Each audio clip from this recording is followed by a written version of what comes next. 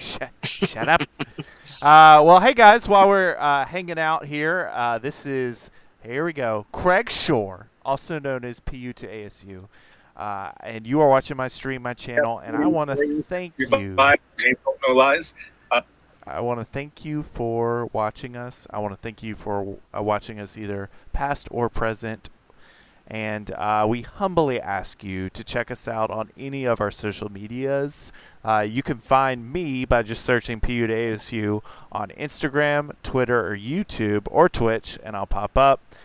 We also have a Facebook page, and if you want a Discord server, we also have that. Just message us on any of the other medias that I just mentioned, and we'll get you connected with our Discord server. Just a reminder to make sure to hit that follow button, hit up the chat, and hit those likes, because we would love to hear from you.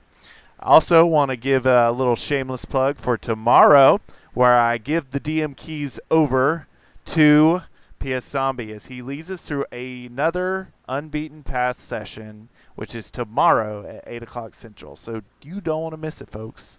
It's been fun. It's been a fun ride, and PS Zombies put a lot of work into it, and it's really enjoyable. So you don't want to miss that tomorrow at 8.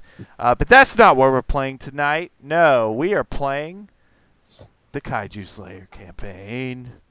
And we are ready to play. We have our players here set, and we will reintroduce them in a second. But before I do that, I just want to do a special shout out for our local hangout spots in our local commuting area of Montgomery, GT South, Game Exchange, and Geeks and Comics. We enjoyed our visit a couple weeks ago, and we just want to give those places a special shout out. And if you're local to the area of Montgomery, Alabama, please check them out. They're great. And you can tell them Putu sent you. All right. So we have our players here. PS Zombie's with us. How are you, PS Zombie? I'm doing well. How's it feel to be the player? You've been the DM for so long recently. Feels pretty good. It's a whole different kind of stress, you know. Yeah, exactly. It's very, very different. And then we also, in some ways, it's more chill to be a DM because you're like, oh, nothing can go wrong because I can just because I control everything. Exactly. No, it's that control factor, absolutely. And then we got our Risky Biscuit returning for another session. How you doing, Risky? Not doing. You might have stepped on. Is the biscuit okay? No, I made an amateur move and I had my mic muted. Okay, that's okay. Yeah, so I got stage fright. I'm excited and I'm ready to slay. Ready to slay. Cool. Well, welcome aboard, and we have a new player. New play alert. What is your handle on Twitch? Do you know it? It's super creative. It's my first and last name. So, a lot of thought into that, and I feel good about it. There you go. Well, Alex Tompkins, everybody. How are you, Alex Tompkins? Dude, phenomenal. Thanks for asking. I'm excited to be here. Or we could just call him first name, last name. Yeah, first name, last name. I like Hey, first name, last name. Huh? Yeah. How are you? So these are our players, folks. We started our campaign last week for the first time. We had a lot of fun with it. At least I did. Our players got in a little bit of a trouble, a little sticky situation that we'll see how that plays out here in a minute. But we're going to do a unique recap because we are bringing in another player into the fold. So instead of doing kind of a traditional recap where I just kind of splurt out what's happened and everybody just kind of nods proverbially along, this is actually going to be a little bit of a flashback experience. So we'll be doing that in a second. But first, I want to make sure to read the fandom page for Pacific Rim. I am on the Pacific Rim wiki page to clue you in onto this world of Pacific Rim. So if you've not seen the movies or the Netflix show and you don't know what Pacific Rim is all about, first off, you're missing a lot with your life. What are you doing? Check it out. Everybody's still coming off quarantine and still has a little time to watch some shows and movies, so please check it out. But if you haven't, I have this little wiki page that will kind of get you up to speed of what the world is like, and that will kind of help either remind you or introduce it to you for the first time if you are not aware. So, Kaiju first appeared on August 10th of 2013 in San Francisco. The beginning of the incident was believed to be a 7.1 earthquake. However, a massive 300-foot creature, later known as the Trespasser, eventually emerged from the San Francisco Bay and attacked the Golden Gate Bridge. It would later destroy the bridge and cut a 3-mile wide path of destruction in the city, and did continue down a 35-mile rampage across the West Coast that included Sacramento and Oakland. Later, the use of nuclear force and tactical nuclear strikes brought down the beast, and that incident in San Francisco was later known as K-Day. After the three California cities were attacked, it was initially believed to be an isolated incident. However, 6 months later, Hundun appeared and assaulted the Filipino capital of Manila. And 4 months later passed before Kaisept made landfall at Cabo San Lucas. And then Scissor attacked Sydney in September 2nd, 2014. And as Scissor neared the city, the Australian military planned to lure it away and use a nuclear weapon against it. However, that failed. The monster went into the city, and the nuclear attack destroyed the monster, but also half of the city. So, to catch you up, there's been 3 large attacks at Manila, Cabo San Lucas, and San Francisco. And then most recently, in September 2nd, 2014, there was an attack on Sydney. And that's when this campaign starts. So this is pre-Jaegers. We didn't have really giant fighting robots in this time in this universe. So keep that in mind. The Jaeger program's still relatively new. And the Pan-Pacific Defense Corps has just been formed. So out of the Pan-Pacific Defense Corps, there was an initiative called Kaiju Slayer, where we would embolden top level fighters to go and take on Kaiju. So that's kind of the setting for this campaign.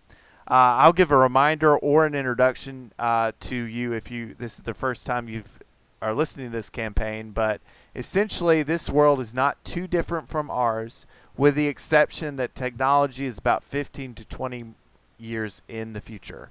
When these monsters attacked, society sort of came together and started sharing technology across country lines, which sort of advanced the civilization exponentially ahead of our own time. So keep that in mind. I think that's a pretty good recap. Anybody else have any other comments on the Pacific Rim universe that I left out? Or is that a pretty concise summary? I concur. Okay, good. Thank you, Brisky Biscuit.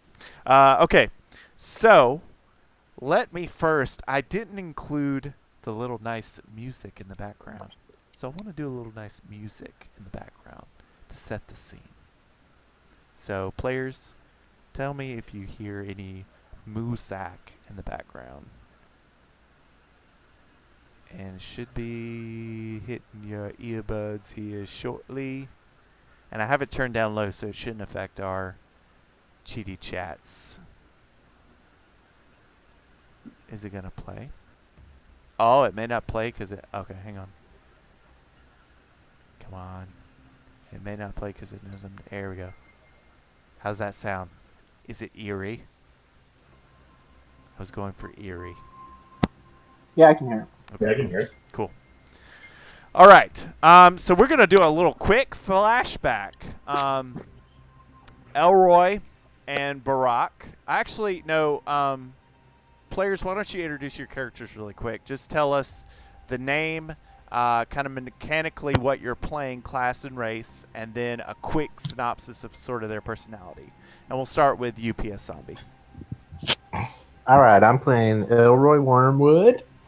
I am a fathomless warlock, which is like a sort of water and tentacle based class pairing.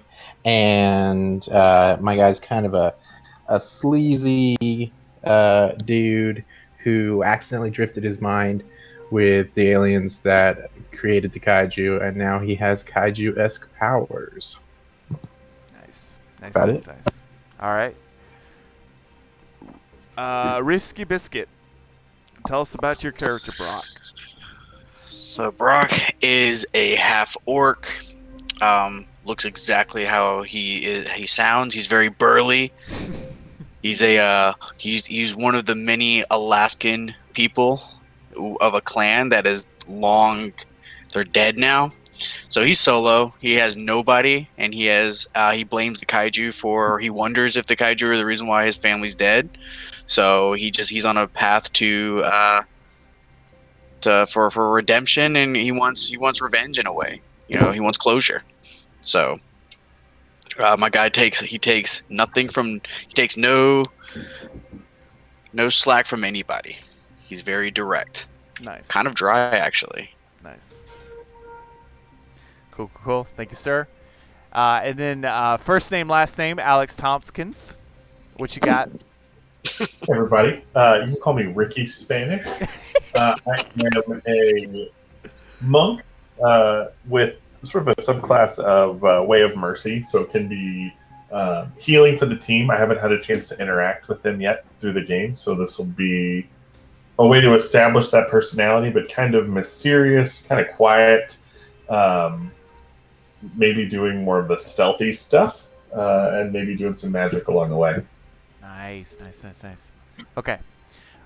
So, Ricky Spanish, we'll start with you. So we're going to flash back and rewind to the start of this campaign here. First, I want to acknowledge that we are playing on Roll20, and that lovely music you're hearing in our background is from Tabletop Audio, which is part of the Roll20 tables. So just know that I want to give credit to them. I also want to give credit to the artist for this lovely office painting that is loading now. Once I get it loaded. Barack and Elroy, can you guys remove your game pieces off the board for me, please? You guys have already left the office of Miss Captain Abner, which is the captain of the Kaiju Slayer Initiative. Viewers and listeners, what you're looking at now is the Art Station office environment by Felipio Gonzalez. And no copyright infringement there. We're actually not. I'm still on the old map. Yeah, I'm on the old map as well. Oh, I don't didn't think you move moved us your over. little thing. Okay. That's right. I think you moved yourself. I did. I moved myself over and not you guys. There we go. Okay. All right, how does one remove myself? You just You hit could just highlight yourself and then press backspace. There you go. Axes. On your first try. All right, Ricky Spanish, you can drag your little token off to the side on the right. You can drag it onto the board and it will pop up your token. All right, let me try it. I go to the board. Nothing's happening.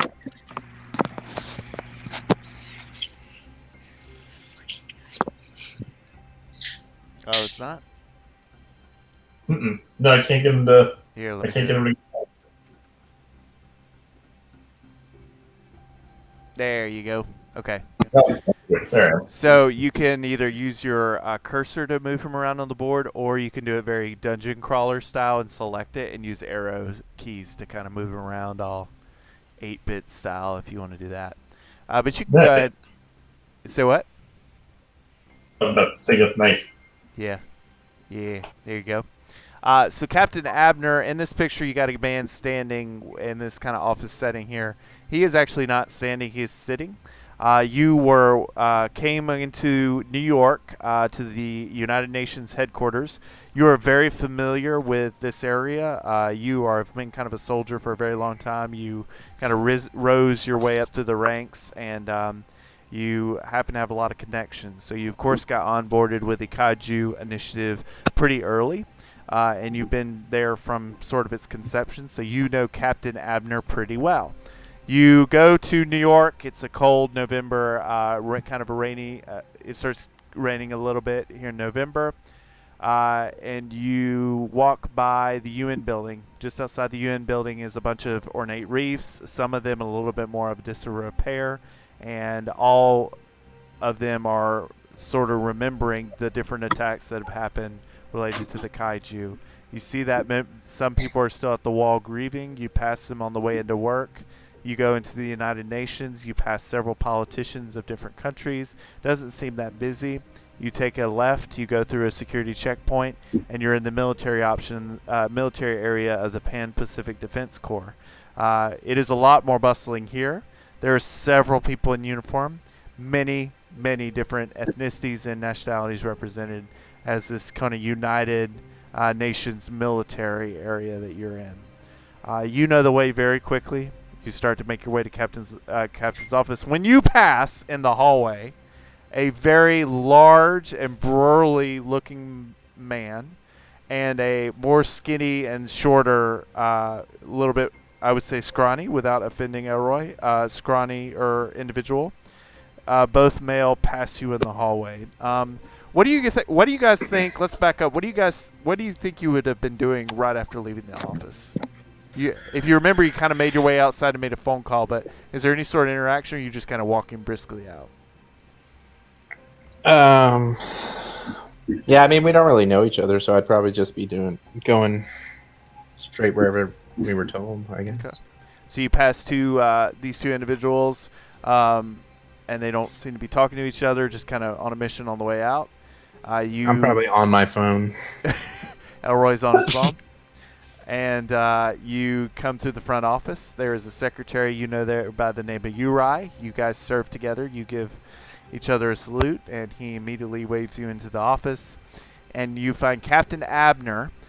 He's not standing like in this picture here. No, he's actually leaning over one of the chairs near his desk, and he's got some Clorox that he's spraying the seat down and wiping it. And he's doing the same thing for his chair. And he sets the two down, and he waves you over to a seat. What do you do, Ricky Spanish? I'm gonna go sit. I'm gonna see what's going on with him. Okay. Ricky, it's so good to see you. Have a seat. Have a seat. They just left, and he slides in front of you two folders, and he flips them open. And there's the profiles of the two people you pass in the hallway. You see the name of Elroy Wormwood on one file, and the individual similar to the icon you see here on roll 20. And then you see Barack, and the profile similar to his picture over there in the turn order chat. And you see below Barack, there's some information about being kind of a burly fighter. The term barbarian is not used, but you kind of know whatever the equivalent of that is for our time, kind of more of a brawler. And you also see over to the side, on Elroy's file, you see something where it says labeled him as a paranormal manipulator of some kind. It's got a couple question marks.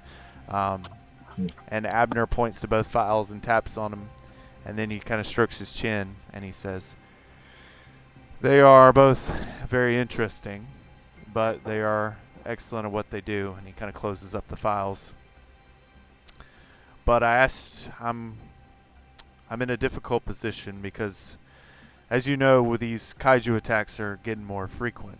And you look behind him when he says this, and you can see that there are pictures from all the different kaiju incidences on sort of this smart board technology on his office window behind him. And he says, "I'm getting pressure to get results. We fear there is going to be another attack soon, and I need to be ready with my fighters. And I know I can trust you." And he kind of like gives you a look, and then he says, "I need someone to be a plant. I need someone to follow these two around to make sure they don't go rogue. I don't want them to turn into these radical kaiju worshippers." And as soon as he says that, kaiju worshippers, you register this, Ricky Spanish, as something that are individuals in this time that worship these beasts that have come. They think that they are some sort of redemption or envoys for the apocalypse, and they shouldn't be fought. They should be worshipped, and these individuals think that they should help kaiju in any way. So you immediately get some sort of disdain because your military service clashes with the ideology of this cult. And he looks at you and says, "Your information and your ability to scout has helped me figure out where our leader of these cultists is." And he kind of leans forward pensively. "Your information on your recent scouting mission has helped me pinpoint the location of Dr. Cain Gabaleth. Now, I told Elroy and Barak that there is no official mission to go after him, but I have a feeling that they are going after him." And almost immediately after he says that, he gets the phone ring on the table. He's got a little cell phone. Apparently, we established that Nokia phones are like really big in this universe, so he's got like an old Nokia phone, just blow it up, and he picks it up, and you hear him talking very shortly about scheduling a plane ride, and then he hangs up. And viewers, if you remember, Elroy and Brock both called in wanting to get to Oregon to track down this guy. So that was the phone call. And he puts it down and he looks over at Ricky and says, "So it looks like you're going to Oregon. Are you comfortable with doing this? I know you usually buy the book, but I need you to do something that I can't necessarily back you up on." Yeah, I'm in. Absolutely. All right. I knew I could trust you. Listen, if there is, I want you to track their movements. I want you to join their party, if you will, and keep me apprised of anything suspicious. And I want to make sure that you can do what you need to do when he sort of gives you a nod if they go rogue in any way. Do you understand? Yes. Very well. And he slides you a Nokia phone as well, and he tells you basically to use that if you need him for anything. And he explains that he gave a similar communication device to both Elroy and Barak to contact him for any means necessary to find down the kaiju. You kind of scan around the room really quickly, and you see all the pictures, and they're sort of like moving pictures. So they're the moving pictures. They're like videos of the shorts of kind of the disaster footage of the 4 different attacks. But right next to that is a large map of the Pacific Ocean. And there are lots of little circles and check parts and question marks along the Pacific Rim. So you can clearly see that Captain Abner's been trying to figure out where these kaiju monsters are. And as you're looking at that, Captain Abner kind of catches your eyes and notices that you're looking at that. And he says, "Without the technology that damn kaiju worshiper has," and he slams his desk a little bit, "we can't find these things when they pop up fast enough. He's got some technology I need you to get your hands on. And again, I can't officially order you to do it. But if you happen to get the technology, it would help us in this fight. Understood?" Understood. All right. He kind of leans in and he says, "Anything else you need from me? Or can I send you on your way to Oregon?" You can send me on my way. Okay. And then he sort of pleasantries, give you a nice firm handshake, and shoos you out the door.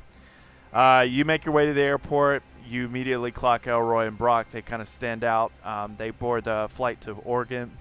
You get on the plane, a couple rows back. The whole plane ride in the air, you hear about Florida-Bama Shore, as Elroy is going into significant detail about the show. And Barak is sort of looking out the window and trying to tune him out. You see a little bit of a vein pop up in Brock's head, probably, maybe. I don't know. Brock, how did you Most handle definitely. it? Okay. Oh, most definitely. Yeah. But Elroy just loves the show, so he continues to talk about it. Then you guys kind of get off the commercial flight, get on a military flight. Do you think you guys... give me some rolls, actually. Let's see if you actually notice that you are being watched by our boy here, Ricky Spanish. And Ricky, if you want to do any sort of like stealth or deception to kind of make yourself hidden from them, you can. Again, you're kind of supposed to be helping them, so this is kind of a weird relationship that you guys can kind of dictate. So you guys may not need to watch. And what are we doing for this? Well, first off, just give me your passive perceptions real quick. It's bad. Is it bad? 9. 9. And what's yours? Mine's 9. What's yours, Brock? I'm very distracted. My perception is. It looks like it's a 1. So that makes it an 11. Okay, so you guys really wouldn't have noticed anything. Now, I guess the only question and then I have for Ricky Spanish is, Ricky, are you trying to be detected yet? Are you being stealthy, or are you just kind of being casual? What do you think you'd be doing on the flight? I'm just kind of being casual. Okay, so no one, you guys really don't know. Like you see him, you see one another, but you don't think anything of it. You switch to the military plane. The both of you, Elroy and Brock, parachute out and land outside of the complex in the forest of Oregon in a remote area of the state. You parachute a couple seconds behind them and land a significant ways from them. Okay, so you come up behind. You see Barack and Elroy have started to attack the complex. You see Elroy try to snipe out somebody from the watchtower nest, and I'll go ahead and flip over to that map, actually, before I start detailing the fight. And feel free to correct me if I get something wrong here, Barack and Elroy, if you guys recall something that I did not mention on that fight. We'll scoot us over to that map. We're going to do a quick... You forgot the part where...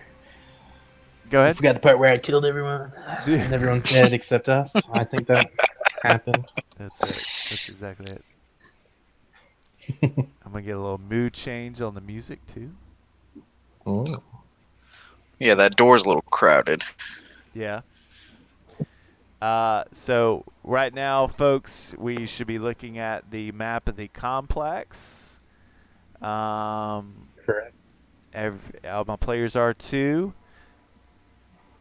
I'm going to put Ricky on here, too. Ricky Spanish. Ricky Spanish. It's awesome. So awesome. Let's see. You're not popping. There you go. Okay. All right. Alex Tompkins, can you move your character to the top left? So the top left is an outline of what the complex looks like. You can kind of see here that it's sort of patchwork atoms, like it's a little like weirdly, like random scraps. It's a little bit more refined, and it's kind of a little bit more uniform metal and stuff, so it doesn't look as janky as it does here in the picture. So that's about the only thing, but there's 3 different domes, there's a watchtower and all that. All this provided by James D. Ford, by the way. Thank you, James D. Ford. So your watch, as I believe it was Elroy that threw the first punch. He tried to snipe somebody out of the guard tower over here to your left. You watch him fall to the ground. You watch Barack going in and start slicing up some guards. You see these guards start coming out of the woodwork after an alarm goes off. You then see tentacles come out of the freaking ground to attack some of these guards. You're pretty fascinated by that because that's just random. You don't see that every day. You see the doorway of the complex get hit with some sort of spell that makes it pitch black dark. And you see both Elroy and Barack run inside. So, now, I think we're pretty much caught up almost. Ricky Spanish, do you run in after them? And if you do you do it stealthy or do you just do it regular? I'm gonna run in stealthy. Okay, give me a stealth roll. Keep in mind the door is still covered in darkness from my darkness spell. Yes. Yeah. Oh, then I don't have to do. So there's a big black cloud of just inky blackness covering that side of the building. However, he will need to, because you're watching this from the tree line. I should have been more clear about that, which is just off of the complex. So you got a little ways to go to the door. I would say maybe 20, 30 feet before it starts getting black. So you would need to do some sort of stealth check to do that kind of undetected. You'd need to I'll dart into it. Gotcha. So I will roll for stealth. Quick question: where do I roll? Do you get on your sheet? You can just click that stealth option. Should be on your left list of options there. Yeah, if you just click the word stealth on your character sheet, it will automatically roll it for you. Oh, nice. Let me find stealth. There it is. All right. Rolled. Cool. Yeah, that's good Ooh, enough. plus 11? That's madness. That's good enough. So you're able to successfully dart in. So you can move your character down here to the bottom here. To where? All the way at the bottom left of the map, you'll see that you got Brock's character Yep. token and Elroy's. You can just poke yours right there, kind of in the just inside of the doorway. Okay. And as soon as you do that, the door slams behind you. Dark vision does not work in this area. Is that correct, Elroy? No, I Okay. can see because I have a special invocation from my patron. Okay. Are you looking at the door when the door slams? Or are you looking at what Brock's doing over here with don't- this mechanical Let me device? check real quick because I'm not sure. I think if the door shuts, I don't think my darkness can go past a door, and I did cast it outside the door. Oh. Thank you for policing yourself. I appreciate Let me that. just see.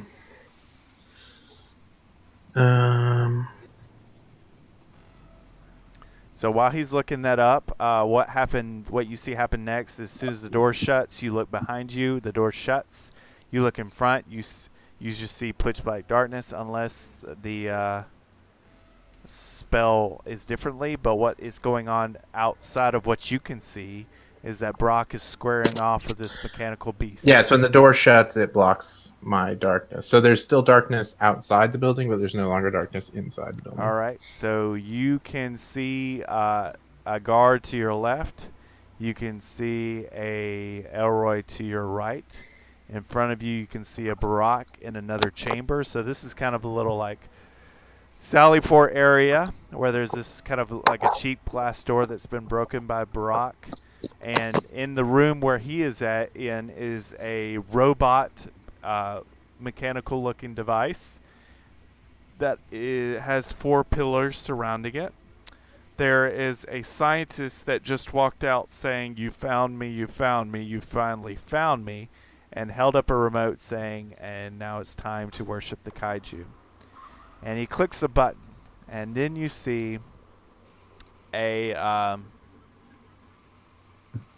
the golem in front of Barak, this little machine here, directly in front of him, starts kind of popping and locking and coming to life.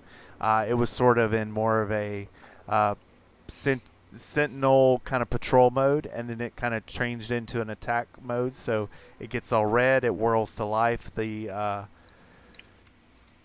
knife in its hand starts to get turned more to angled at you to attack, and the scientist off to the right says, "You will learn to worship the Kaiju as we have, or you will perish by the hand of the worshippers." And then he orders the robot to attack. So I think mechanically how we're going to do this is go ahead and click on your character token there, Alex, and then click in initiative in your sheet. Okay. And then I'm going to go ahead and get initiative for this guy here.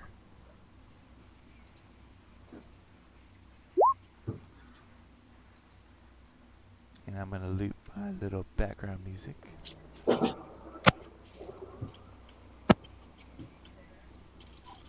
I like having background music. Pretty aesthetic. So I'm going to get our boys here.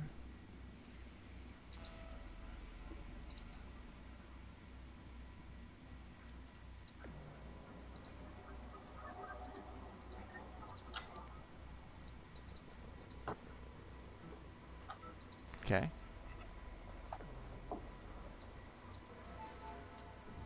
Why is the initiative out of order?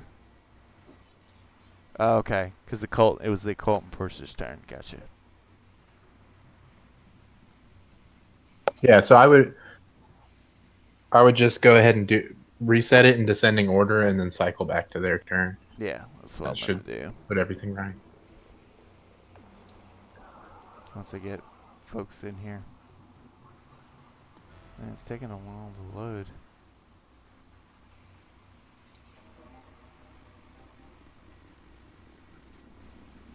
Man, a really long time to load.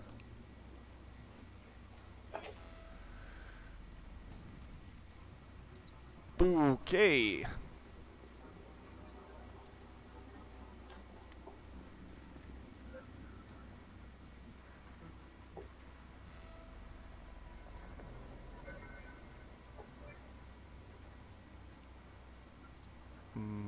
Isn't this magical? Must destroy Florida, Bama shore. There you go. That's your roll. Okay. Go there. And then I'm gonna put Golub.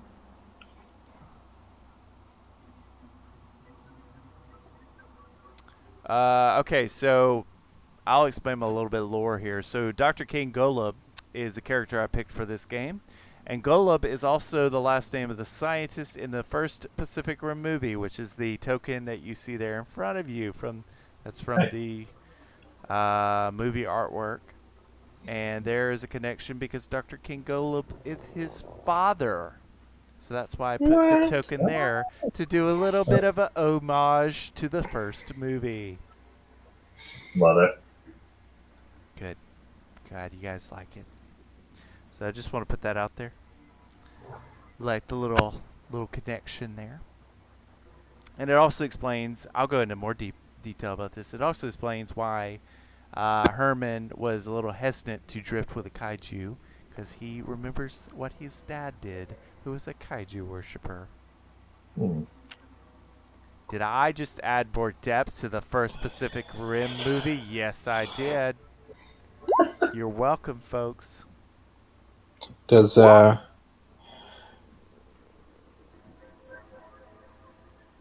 Does what? Does he worship me because of my magic powers? No, I don't think so. Sorry. Unbelievable. I know. Oh, I'm just kidding. The nerve of some people. I know. Such a- I'm just saying that if I met someone who had powers from God, I'd maybe be like, hey, maybe this guy should be my pal, not my enemy. I think how we're going to do this is it was the Cult and First Enforcer's turn, but they're kind of all stuck outside at the moment. So I'm going to recycle this, and I'm going to give Ricky Spanish a surprise round because of his stealth roll in. And then we'll go through everybody on initiative regular. So we're just going to skip my turn? Was your turn next Yeah. on the initiative? Sure, I'll let you have a turn. It's my turn, baby. As soon as I figure out how much hit points my golems have. The sheets are taking a while to load. Okay. We're good now. But he can stop his surprise round. Oh, yeah. No, I wasn't going to skip you entirely. I was just going to give him a surprise round and then get into... But then go to my turn? Yeah. Okay. Does that I work? thought you were going to say you were going to give him a surprise round, and then it would go to Brock's turn, and then the enemy's turn, and then we'd one day get back to my turn. Also, your initiative is all janky. It's completely out of order. Okay. There it is. First off, rude. And two, I was working on it. Okay. Just telling you, man. Okay. Yeah, so I'm going to click down here to Ricky. Ricky, you got your free action. You snuck in here. The darkness has faded. You have full thing of the room.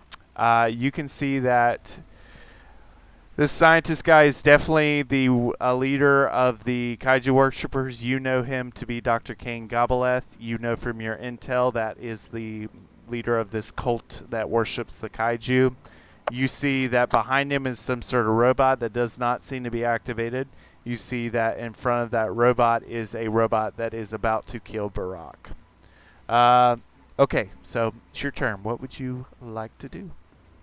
I'm going to attack the robot that's attacking Brock. Okay. You can slide by and make your attacks. That doorway is wide enough for you to slide by Barack. But Barack, how would you describe your character? Kind of like how that artwork is. I don't know. So incredibly handsome, obviously. Just a real charmer. That's right. You know, babysitting material. No, I would say just very Viking-esque, like Okay. true to the class, barbarian. So, kind of primitive. You know, So I would say also very large in stature, if I'm not mistaken. I do believe I'm like 7 foot something. And how would you react to like this ninja going right by you and trying to attack the robot right in front of you? So I think I want to believe, even though Because you don't know if he's friend or foe. He's just coming that's in. And true. That's wailing what I was. So I want to say that I think I would play this by ear, or not by ear. I think I want to see. I'm gonna wait for his next move. I'm gonna wait to see like where this blade comes. If it's coming towards me, or if it's gonna go towards this enemy. So I'd like to see the reaction first. But I'm put off. I'm definitely on the defensive, and I'm ready to do a 360 swing with my axe. Nice. Okay. So hang on. You did the hands of harm. Yes. And you did 9 necrotic on this thing. Is that a key point? That's a key point, right? Poison condition. Yeah, let's see. So it's your hands of harm is going to be part of an unarmed strike, I believe. So I don't think it can be used with the crossbow. Yeah, so you'll need to do just 2 unarmed strikes, and one of those would be a hands of harm. Let me just confirm that. No, that sounds. I can't remember, but that sounds right. When you hit a creature with an unarmed strike, you can spend 1 key point to do extra necrotic damage. Gotcha. So you have to hit him with an unarmed strike. So give me 2 unarmed strikes, and we'll see if you hit him, and then if you do, you can deal that extra hands of harm damage. Also, you'll need to move your character up. Yes.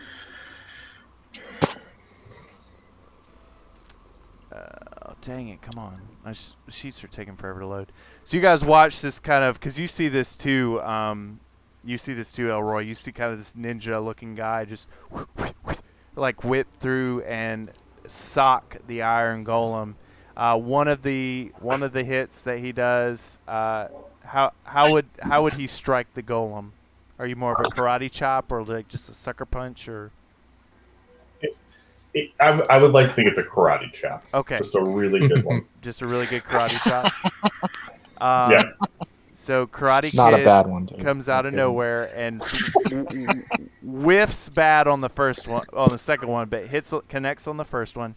So Alex, you can hit where the words are for the unarmed strike on the first one, which is the 24. You click that, it'll calculate damage, and then you can see how much damage you do to this thing.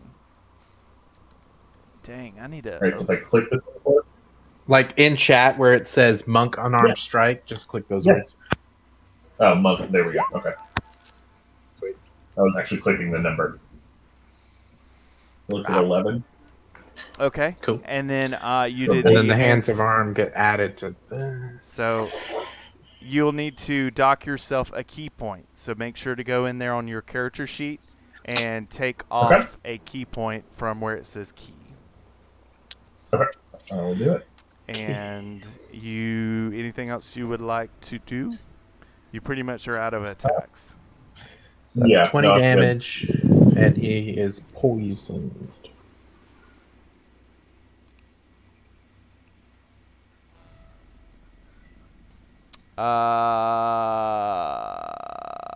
Yeah, sure. You think he is, yeah.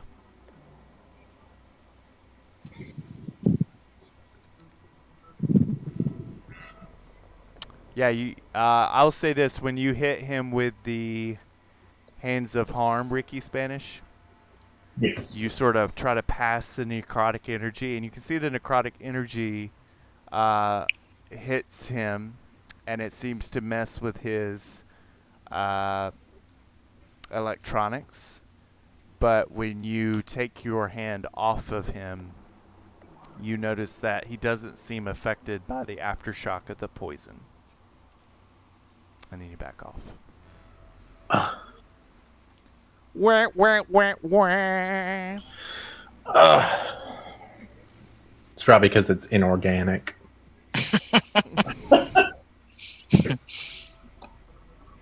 If I had to guess. You would be a good guesser if you did say that. Yes. Okay. Anything else you would like to do? Would you like to use any more of your movement or anything? No, I think I'm good. Do you say anything after you strike this and you got these guys watching you? I'm gonna leave it quiet for now and be more mysterious. Okay. Just a karate chop and then Just a poison chop. poison chop and then really intense direct eye contact. Can you say it? Poison chop! And just Poison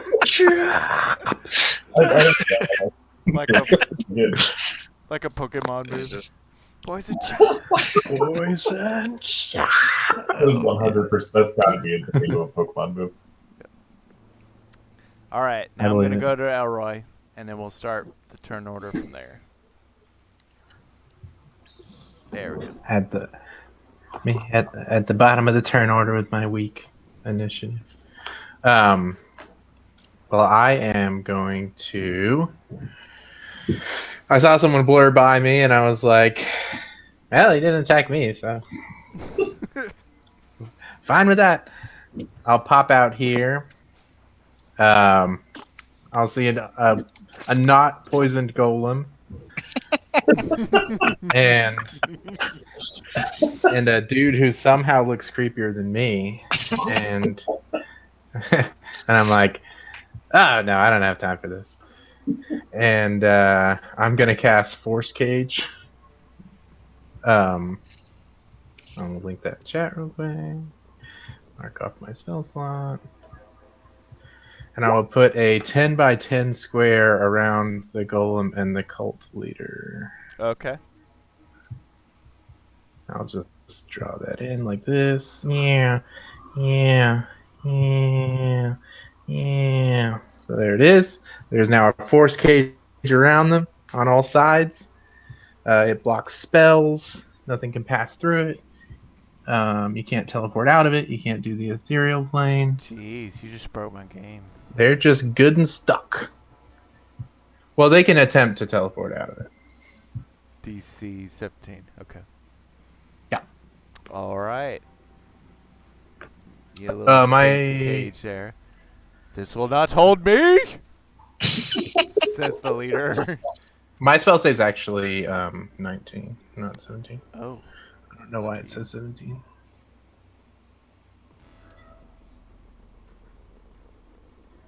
Unless is 17 just no.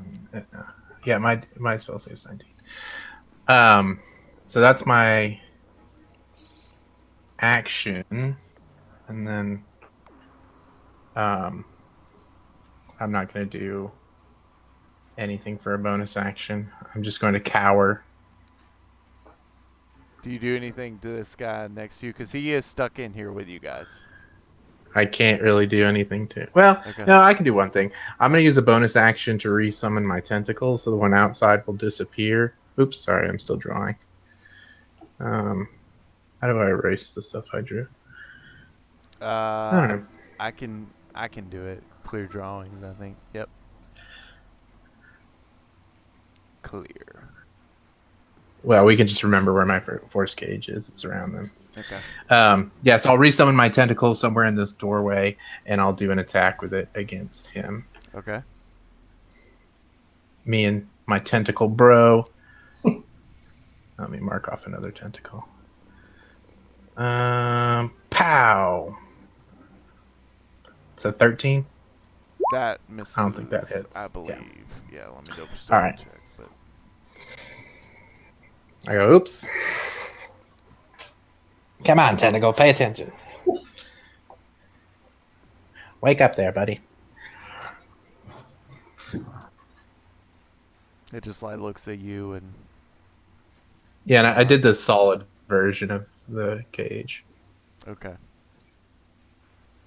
Very cool spell, man. Nice. You've got It's some. my level 7. And I believe, Barack, you still have the boom that Elroy gave you, too. The whatchamacallit spell. You want to remind that for the viewers there, Elroy? Yeah, foresight. So it gives him advantage on all attack rolls. All attack rolls against him have disadvantage. He has advantage on all saving throws, I believe. And maybe that's it. Fantastic. Just all the good stuff. None of the bad stuff. Big money, no whammies. Big money, no whammies. Okay. Oh, and ability checks. That's right. Barack, is your turn, mine? Alrighty. So, I saw the chopping guy on the thing, and I gotta prove. So I realized that he's on my side, or at least he's not my enemy. Mm-hmm. But I'm also I'm a little arrogant, and I gotta show him what a real attack is. So I'm not impressed by this chop whatsoever. Poison. But then I'm Yeah, also the there's now this barrier. The guy that was in front of me that I was going to attack, I obviously can't go for this individual anymore. So since nothing can pass through this cage, so I think I'm gonna have to go around, right? Because it's an invisible. Do I know that? Yeah, it's not invisible. I'll say it looks like almost like a wall of ice. So it's just a 10 by 10 square cube now in the middle of the room. Okay, and it's only around these two, right? Yeah, just okay. like those two are in the corners of it. The adjacent blocks are also blocked, but you can fully walk around it. So yeah, I'm gonna try to flank this other guy on the left. Does that make? Can I do that? Can I just Yep, move around here? yeah. You see So, yeah, next to you is a kind of a mechs-looking suit. Yes. Mhm. And I'm gonna go ahead and I'm gonna start wailing on this thing. You're gonna attack it? Yeah, I'm going for a full attack here. Okay. It does not seem to be aware of you or noticing you. As I mentioned earlier, it's powered down. So you're just gonna wail on it. Yeah, I'm gonna make sure it doesn't power back up. I want to make sure that it stays whatever it's powered down, but I just need to make sure that it does not intervene. Okay. The only DM whisper of your conscience that I will give you is that you do remember Captain Abner saying that this cult leader had some device that would help find Kaiju. Mm. So just you have that in your back of mind. You could still well on So this. It could be a threat. I have So- a -1 for intelligence. So an attack would be so appropriate. this does Okay. yeah. So my character doesn't. He misses the social cues. He's not. I also have a -1 in. I go, kill it, kill it, kill it. I'm just chanting from the Okay, other side so of the for the force. sake for the sake of the mission, Okay. Okay. All these -1 ends. At least you have one smart player. I mean, I'm a complete idiot. Okay, I mean, but okay, so I didn't It realize. does have an AC, and it does have. So yeah, if you will, go for it. So maybe because it's powered down, I'm just gonna try to knock it down. Okay. I'm gonna go with like a melee style attack. I'm just gonna like maybe like a Spartan kick to the chest. Just get it out of my way. This is Oregon. So So I'm gonna move it. I'm gonna move it out of there my is way, doing I like guess. non-lethal damage Okay. in D&D, so you could just tell me you're doing that. So you're essentially going for more of a KO than a lethal kill. Yeah. Okay. So taking the hints that I have, I just do want to move. I want to make sure that it's not gonna like reactivate. So I'm trying to knock it down. Okay. I'm Give confused me by this technology. You are confused by this technology, and you do have low intelligence. However, still give me a perception check before you hit it. Person. Jump on in. Okay. You notice that hitting it will not be that hard. It seems to be connected up to a series of wires that run to the corresponding 4 columns. Oh, it's connected. Okay. Mm-hmm. Gotcha. Okay. And I'll let you continue your attack if you want.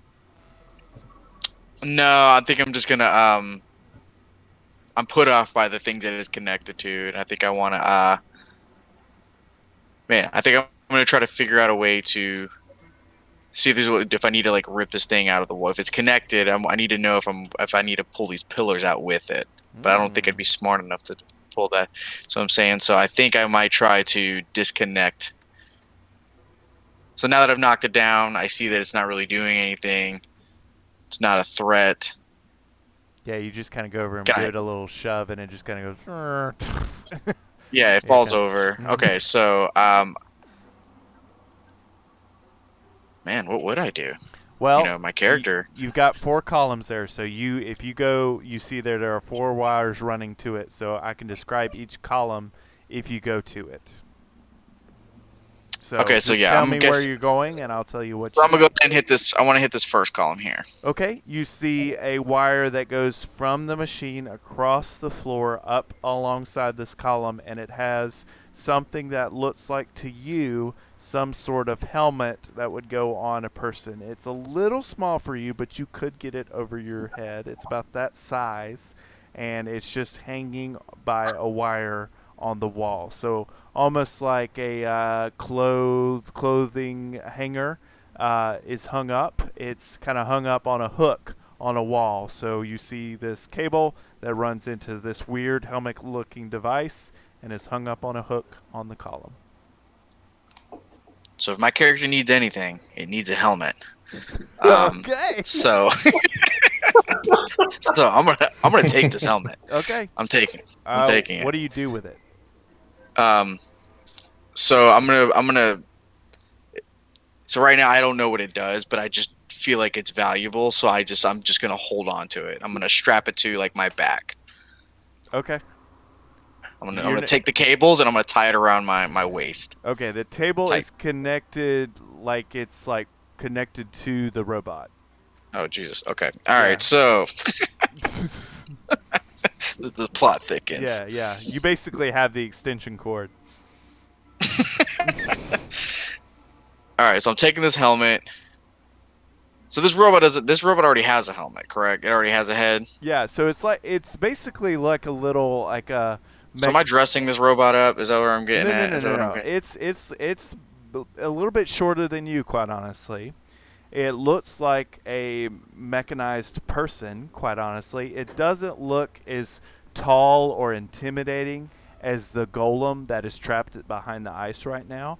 It does not seem to be activated at all. Out of it are 4 cords that are connected to its body. That have these that the one you have has some sort of like a helmet connected straight to the cord, but it's a little bit shorter than you. It's honestly a little bit more skinnier. It's not as buff. It's a little bit more tone, but it's made of complete metal. All right. Well, then the logical thing is I got to put this helmet on and make sure it fits. Okay, go for it. So you put it on. I put it on. Immediately you feel a tug that in your mind that feels like a splitting headache. It runs straight down the middle of your forehead, and you sort of blur your vision a little bit, and you sort of semi-lose consciousness but immediately come back. But then you notice something very weird. You notice that half of your vision, so let's take your right eye, sees what you see. So you're looking after putting this helmet on at that wall of ice, and you can see the scientists in the wall of ice yelling. You see the golem, but in your other eye, you see a different perspective. You see the perspective of the robot. Essentially, you look over and you kind of put two and two together, and you see that when you look at it, it looks at you in the other eye.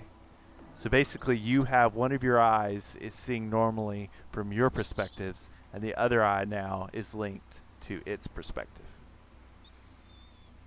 And what I'm going to do is I'm going to give you ownership of this thing.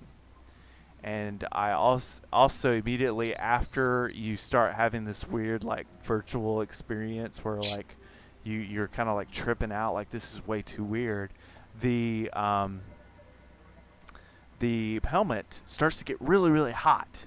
That the device on your head like starts to really, really heat up, and then it sparks and short circuits, and then the cable falls off. And you are essentially now, you still feel like there's some sort of connection to this device, but your vision goes back to the way it was before you put the helmet on, but you still feel linked to this device. So what your character experiences is a weird sensation after the helmet's put on, and then the helmet seems to sort of self-destruct, break, and the cable that it's attached to the robot snaps. The other three cables are still fully attached. Now, mechanically, what I'm going to tell you as a player is that you now have ownership over this character sheet. And I'm going to give it an initiative, and on its turn, you can use it. But you will need to roll for me a d4. But what your character knows is no idea. That was like a trippy experience for you. Yeah. The only thing your character knows is that you feel some sort of connection now to this device. And I am going to eventually do it when this dang page loads. So, any questions on that? Did I describe that effectively? You did. Okay. And you guys, obviously, Elroy and Ricky Spanish, to see this happen out too. You don't see him have a weird, trippy experience, but you see him put on the helmet. He looks like he's getting some sort of headache. The helmet short circuits. The cable kind of falls off from the helmet and from the robot. Do you guys say anything after seeing that, by the way? Ricky and just or go, Elroy? I don't know what you said. don't put on the helmet. All right. Take it off. Understood. I don't like headaches. So nobody offers me any Tylenol or They don't care about you at or all. Midol or nothing. I get nothing. You Okay. shouldn't have put the helmet on. I got some ketamine.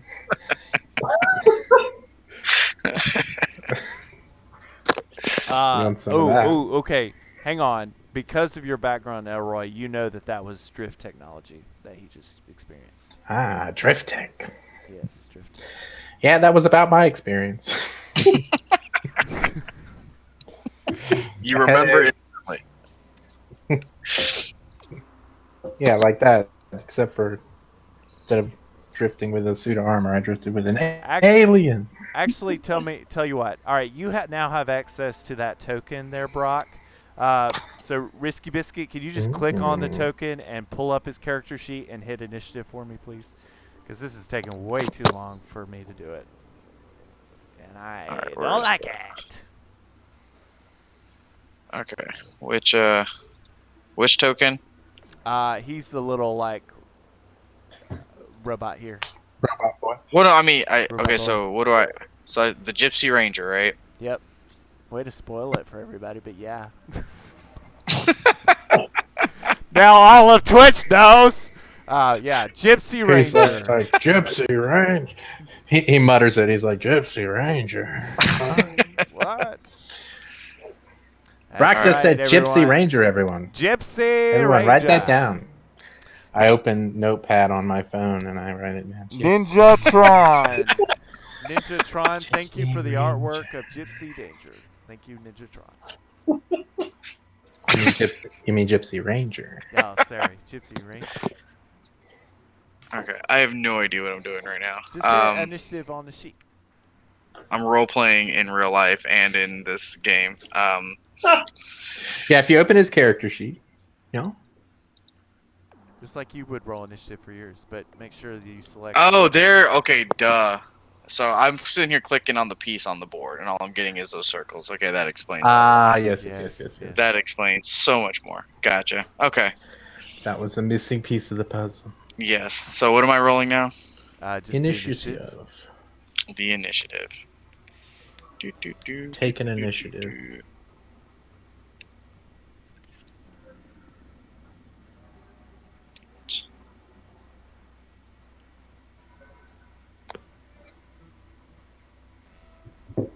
See how dexterous this fella is. Oops, hold on. Ooh, okay. Woof. Welcome to 6th initiative, brother. Started from the bottom now, yeah. Now you're here with me. All right, I'll add his turn. So, when his term comes up, if you want to activate him, you can. You just need to roll a d4. Okay. So that's what you as the player knows. But you as the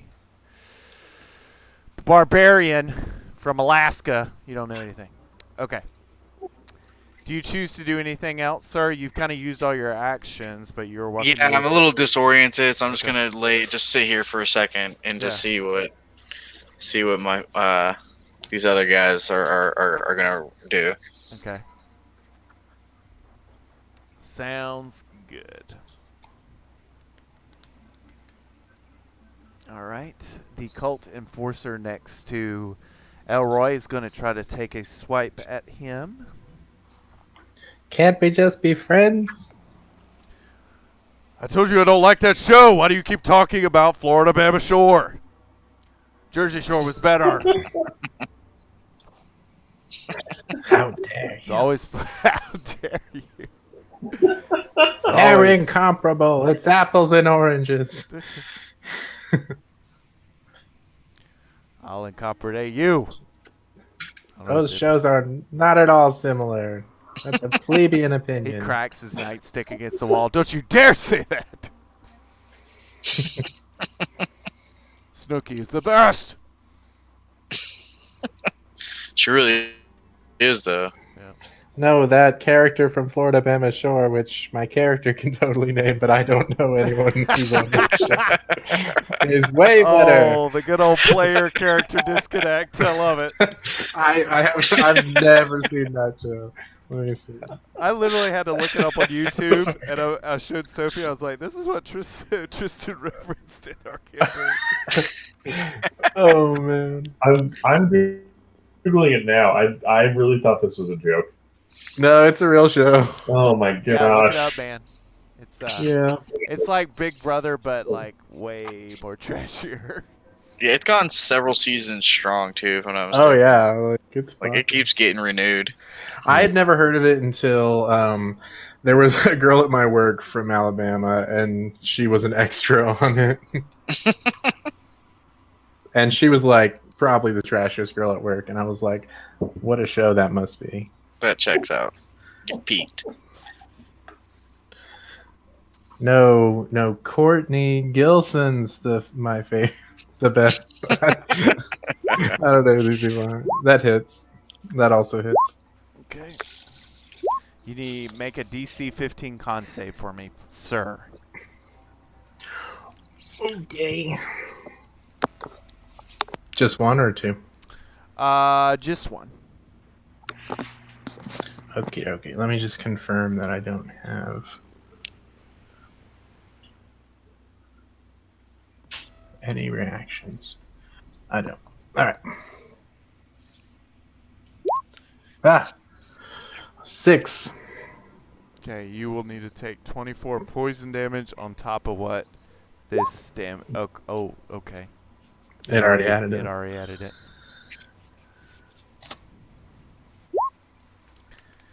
So just take 28 poison plus 10 piercing. Don't do the second Okay, poison. so 38 damage. Yeah. And you see, you notice that there's like this weird liquid residue that is what kind of hits you with that poison real quick. So. Ah! Yeah. Take that. That didn't feel good at all. It was very painful. All right, Ricky Spanish. It's your turn, Ricky Spanish. I don't like how that felt. So I've got to get connected with these guys at some point, and I need to figure out if I can attack the robot again. Brock's already got connected. Heyo! I'm just kidding. Oh, wow! Wearing a helmet. Yeah. Yeah, I'm gonna go after continue to attack the robot. To attack the robot that. You remember you got a wall of ice around the scientist in the middle robot there. Ooh, that's right. You saw Brock do what Brock just did, so you could interact with that machine. This really reminds me of Florida Bama Shore Season 2, Episode 18. A whole lot of yikes. Whole lot of yikes. A whole lot of yikes. That's right, I found an episode for it.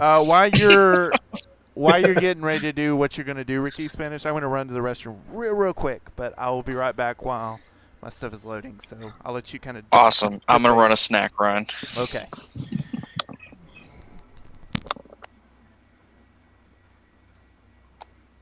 Ricky Spanish.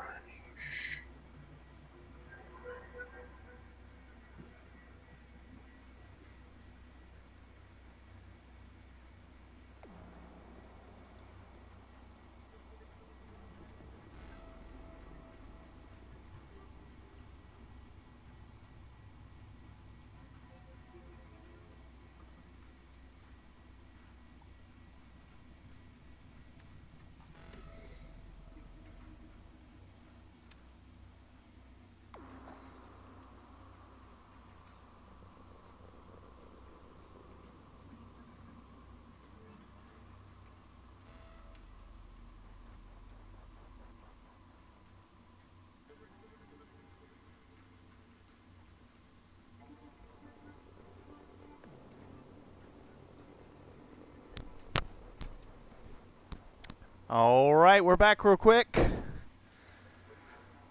Sorry about that quick break there, Twitch. I'm over here drinking a large Baja Blast like there's no consequences, so. Oh, man. Sounds delish. So that was me. Sounds delish. It was good. Good old Taco Bell better, plug for everyone. Better tighten up in this fight or we'll end up Season 3, Episode 16. Tata's up. Tata's up. Man, these episode titles are something. Yeah. They're about what you'd think. Tata's up. I'm back. I need you to retell every joke that I missed. I only told one.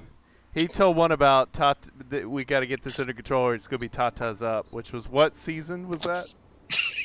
Season 3, Episode 16. There you go. That's great. And then I commented that I'm over here drinking a large Baja Blast like there's no consequences, so apologize Delish. for Twitch publicly for that. So Ricky, you going to join the Robot Looks like Collective here? The most viewed episode was Season 2, Episode 1. We're hating on Season 2. No, that was the most. So Oh, is well. it like the Jersey Shore where every character just gets renewed each season, or they have different people? Yeah. It looks like everyone Except for one girl wasn't in the last season. That was Courtney, my favorite. You can imagine my disappointment. Oh, it's brutal. Alex, buddy, you still with us? He said he was going to Okay. get something, I think. Okay. Snacking or something. Snacking. Yeah, I went with traditional cookies and milk. Nice. Very Santa of you. Yeah, it's delicious. I choose whole milk as my choice. Nice. But you gotta do whole milk. Do you have a brand preference? No. Although I will say that Hood milk is probably the richest. Mm. If you ever find Hood brand, Wow. their eggnog, really good. Oh, I love eggnog. Crazy. Yeah, Hood brand eggnog. I think you can find it at Kroger. Mm, It's delicious. good to know. I usually go with the classic MacArthur. See, I've never even tried that one. That sounds great. MacArthur eggnog. They even have a pumpkin spice eggnog that is really really good. See, I don't dabble in the flavors. I just go tradish. Hey, classic egg flavor. Yes, I need more egg. Give me that egg. That's awesome. Rick, our boy Ricky was having a little bit of audio issues. Ricardo Espanol. Espanol. Ricardo. ¿Dónde está Ricardo? Cody Butts. There you go. That's the name. Hey. Cody.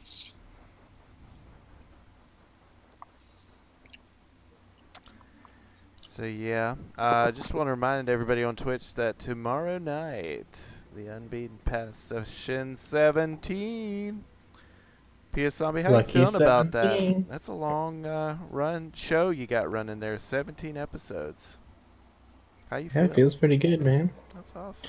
Feels pretty good. Still got more places to go, more things to do. Maybe one day we'll be playing a level 20 campaign. Oh man. Although I'm not sure I want to deal with all that nonsense. Yeah, you could really design something cool and somebody put a cage around it. I would hate Force for that to happen to you. Did somebody do that to you? No, I just know a guy. Dude, if you want, I can accidentally barbarian knock this down. You really can't. Damn it.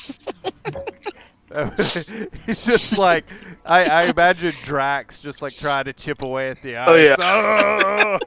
Or like, Mess at the art. have you ever seen the video of that guy? He's in handcuffs and he goes, "I can break these chains," and he just goes, "Ah!" just like screaming and getting nothing done. That's great. That's what I picture. I can break these chains. Ricky, if you can still hear me, you could put what you want to do in chat. We just chat you through it. If you so choose. It looks like he's relaunching the game. There it is. Ricky, you could put stuff in chat if your audio is not working, bud.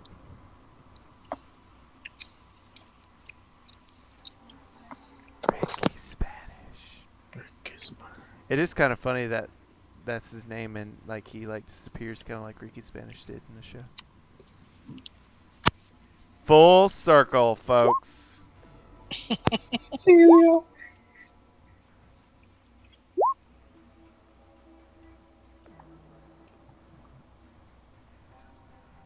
Okay. Well, I don't know what's going on either, bud. Can you hear us? Can't though? hear. Can you like hear us? It's weird because he was just working a minute ago. Okay. Well, just type what you're gonna do, Pud, until we get it up and running, and then He's got a little mute mark next to his yeah. Could I unmute him? character. Do I have that power to unmute you? Celio. top left of your little icon there on Roll20, you could do unmute. I don't know if that's it, but I do see a symbol that looks an awful lot like a mute symbol. Yeah, I see it too. See Whoa, you. whoa! I see a video. Oh, really? I don't see a video, I've got video turned off on mine. as do I. I don't even have a camera hooked up to mine. Ricky is typing. Let's join the Robot Yeah. Collective. All right, bud. You'll have to pick a column. If you want to do that one next to you, just type 4, because that's what I named it. Thor. That's almost like 4. Thor, nice. So you run up to Thor. Give me a perception check, and I'll already tell you it's gonna be. Yeah, just give me a perception check. So go on your character sheet and click It's perception. gonna be pretty hard DC here. So Ricky Spanish has elected to go and join the robot mind thing. All right, I'll still give it to you because this is a pretty low check. You see that there is a skeletal body attached to a helmet on this one. That's a great sign. This helmet is not hung on the wall. It is actually on the ground on a skeleton attached still to the skull. But you can see that the wires are kind of frayed on the edge of the helmet. So I'll give you the option of going to another column if you so choose. If you want to do the column below Brock, you could do 1, or you could do 3 for the other column. I was just saying. I say use the one. I say use that one. All right, You know, you all go the to kill 1. energy already went into that other guy, so You go. he's got me out. Elroy's kind of trying to direct you where to go. You go to the one. Move to the bottom left column below Barack. So go ahead and move your character over there. And Ricky, you find the helmet, much like Brock did, hanging on a hook with a cable connected to the machine. Do you put it on? Yay or no? See? Oh no. See? Oh no. Yes. All right. So you put it on, much like what I described earlier. You have a splitting headache that kind of runs across the middle of your forehead.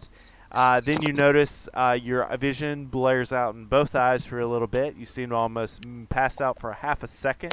You come to. Then you notice that you are seeing 2 different perspectives. You're looking across the way at Barack with your right eye, and then you're also looking in your left eye across the way at these iron golem trapped in the ice. And you sort of have these 2 different perspectives, one from your point of view and one from the robot's point of view. You are now connected to that robot, and then the helmet short circuits, buzzes out, the cord falls off the helmet, and the helmet kind of gets hot. And before it short circuits, and then it sparks, and then the double vision stops. So what your character knows is that what you experienced, because your character would know that this is some sort of drift tech too, and you would know that this device is probably the device that you need to find the kaiju, and it was probably a good thing that you did that. So that's what your character knows specifically. Or pacifically. Heyo! So you can now control the sheet as a player, Alex, and I will share that with you now. As I get Gypsy Ranger up. And now Whoa, dude, shh. Oh, yeah. As I get beep up, I will...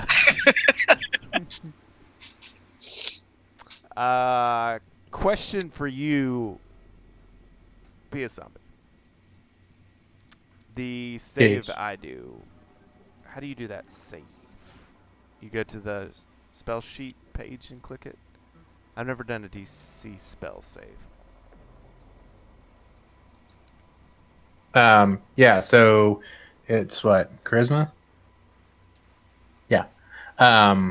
So Oh, it's just a on the charisma character sheet. save. It's just a charisma save. Yeah, it's just a charisma Okay, saving okay, throw. okay, yeah. So just on the character sheet, just click charisma.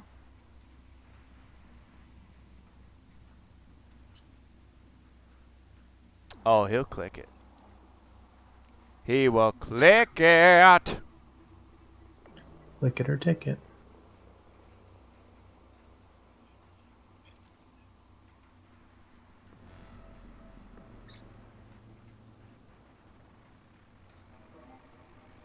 All right, I clicked it.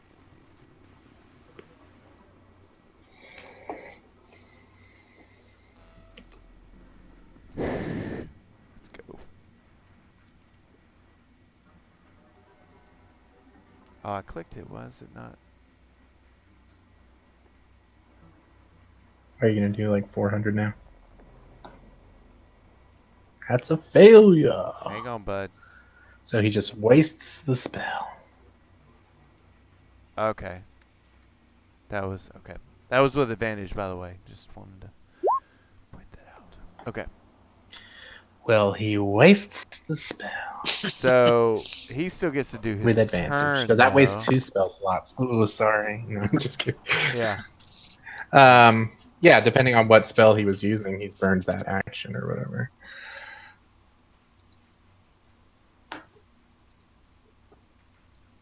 Action or bonus action or reaction or whatever it was to attempt.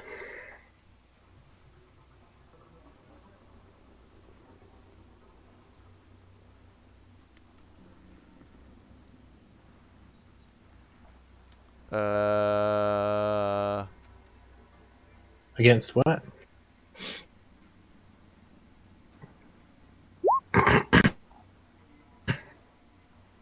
The guard near me? If so, please do.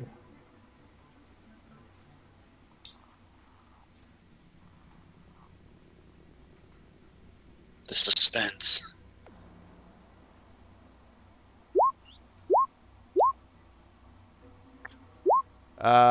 You.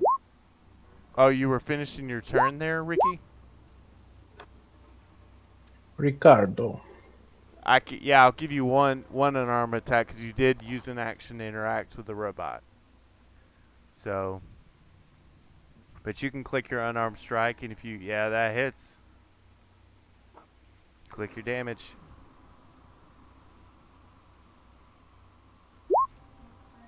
Take him out. Destroy him. I don't know if this guy gets any bonus actions. Who are you? My Your guy in the boy, cage? Yeah. I mean, if nothing says bonus doesn't action. say it, yeah. So I guess he doesn't. Crazy. Well, good thing you boxed me in for now. But that's how it goes. Buddy's just one attack.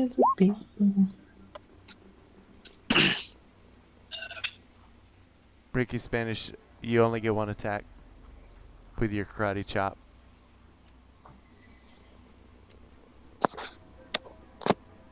What's he getting one attack for? You click on Monk Unarmed Strike, the words.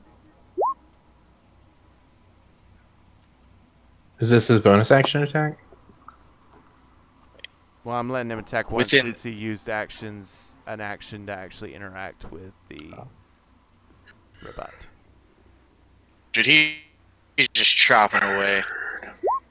I mean, it's just getting brutal. No. In the chat, bro. You go to the chat window, not on your sheet, on the chat. And you go up to the word unarmed strike, and it will turn red. And So you many click chops. on it. Oh, we got one. Bludgeoning. There you go. We got it. We got it. We have 10. And you're doing a poison chop with that? I hate it here. I hate it here. Oh, poor fella. Sorry, buddy. Gonna poison chop all you. Yeah. You can roll your hands arm if you want, because you hit him. Yeah, and you can dock yourself a key point, obviously. And I'm giving you access to Gypsy strike him. Ranger. You strike him in the abdomen and induce sepsis.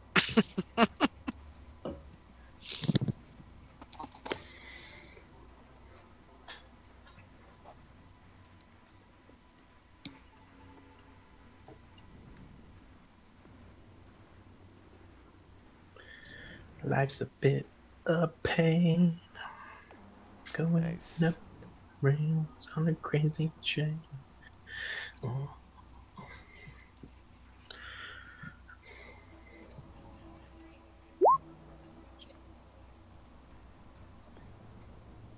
Yeah, you can be.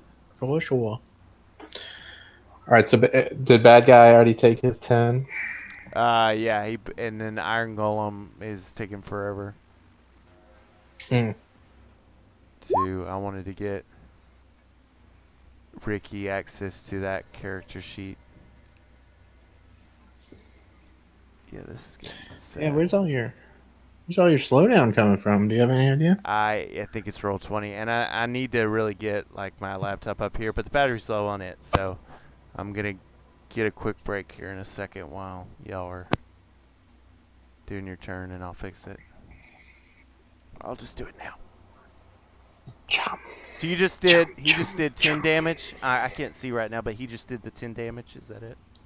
10 bludgeoning damage. To the guard. And it doesn't look like he did his hands of harm. Okay. Just the bludgeoning. So Elroy, you watch him ninja chop near you, Judy chop. Yeah, get him. I bet this Iron Golem's gonna Chop them all up. So does like the poison like excrete out of his like palm, like, or does it come out of the pinky finger? I don't know. Could you describe that in length in chat for us? The fingers. No, he can't. He just says the fingers. The fingers. So poison just comes out, The fingers. but out of the fingers. Put out of the fingers. That's good. I like it. Oh, that's great. Oh, That's great. Put out of the fingers.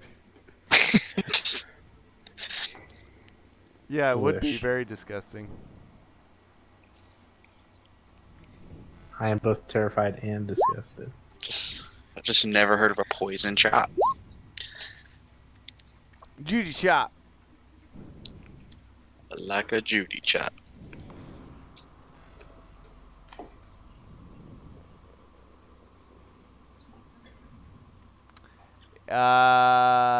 You didn't alter my form. I have Pardon? advantage on the save, and if I can get my sheet up, I can actually hit the save for this the golem guy. He's also teleporting? Or save to get out of there, right? No, you have to use a teleport spell, and then if you use that teleport spell, you get to use a save. Other than that, you're just stuck. Cool. And if you don't have a teleport spell. Yeah, you have to actually consume a teleport spell, then pass the save to get out of there. Well, he's stuck too, so I'm just going to skip through his thing. You don't need to do anything there, Ricky, with that sheet right now. We just need to wait. However, Just if you guys can remember... Go ahead. sorry, an above the table question. Do we see that other golem in the other room? No. Okay. Not at the moment. What you just see is kind of this egg that you're in here. The middle room where you guys are, that entryway, Yeah. and then the back room. You see a hallway that kind of leads out that way, but that's it. Question for... Okay, hang on. Little housekeeping item. Ricky, your number is always going to be 1 for Gypsy Ranger, and Barack, your number is always going to be 2. So just remember that. And Elroy, it's your turn, man. Okie dokie. I'm going to. Let's see. You guys did notice when you guys were doing all Huge the pile of spells. technology stuff, the helmet stuff, when you both did it, that Dr. King Gobelith was like banging on the ice and like not trying not to get you to do that. So I you tried to really search and ticked him see off. if sound gets through it or not, but it was not clear. So I'll leave that up to you whether. Well, ice would definitely silence things because you could hear muffled yelling. Because if you Okay. flavored it like an ice sheet of ice, then you Yeah. could only hear it muffled. So Yeah, it is technically invisible, Okay. but I'm just saying that mine's like opaque rather, so that you can, just so they can tell where it is, so they can Right. get around it easier. You know. Is the guard next to me? Is he wearing any metal? Yes, some of his plating is metal. Well, swell. I'm going to use Shocking Grasp, which I will have advantage because he is wearing metal. uh, Boom. Nice, definitely hits. does 24. Yes.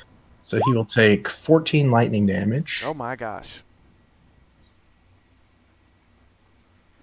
And he can't take reactions, so I'm gonna leave. He's all yours, bud. Let me see. I've only got 25 feet of movement, but I'm gonna see how far I can get. Yeah, I'll just go all the way to the back of the room. No, thank you. He very like comically like gets shocked like you would, and this is You see a skeleton for a second. Yeah. And then I'll slap him with the tentacle as well. okay. Go ahead. Are you That's hanging not out near advantage. that column, or that's where you stop? You take 16 cold damage. Jeez. Yeah, I just pressed my back against the wall here. In fact, I'll even go here. I'm just all the way in the corner of the room with my back pressed against the wall. You hear him, the guard, be like, "This is the worst day." Yeah, he's cold and shocked. Just All right. yeah, so that was 30 damage total Okay. for Cool. both attacks. I took that down. Anything else from you, sir? Nope, I'm done. Okay. Thank you. Gypsy Ranger's turn. So here's how this will work. You mechanically, I'll go ahead and share our link to this character. So, the two of you, Barack and Ricky. So every turn, when in turn order, there is a D4 to roll to see who has control over it. When we are not in initiative order, whoever would like to try to interact with that character needs to roll. So right now, I'm going to do the D4 rolls, but in out of initiative order, you guys, Ricky or Barack, can choose to try to interact and then roll a die. So let me roll a D4.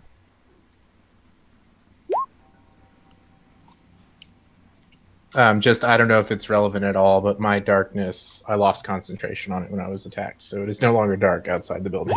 So 3, nothing happens. The Gypsy Ranger just kind of stares and still not active at all. And it is Barack's turn. Okay. So I'm gonna keep the helmet on. It's completely burned up. No, it's not completely Yeah. burned up, but it's just like, like it's shorted out and it's just like an accessory at this point.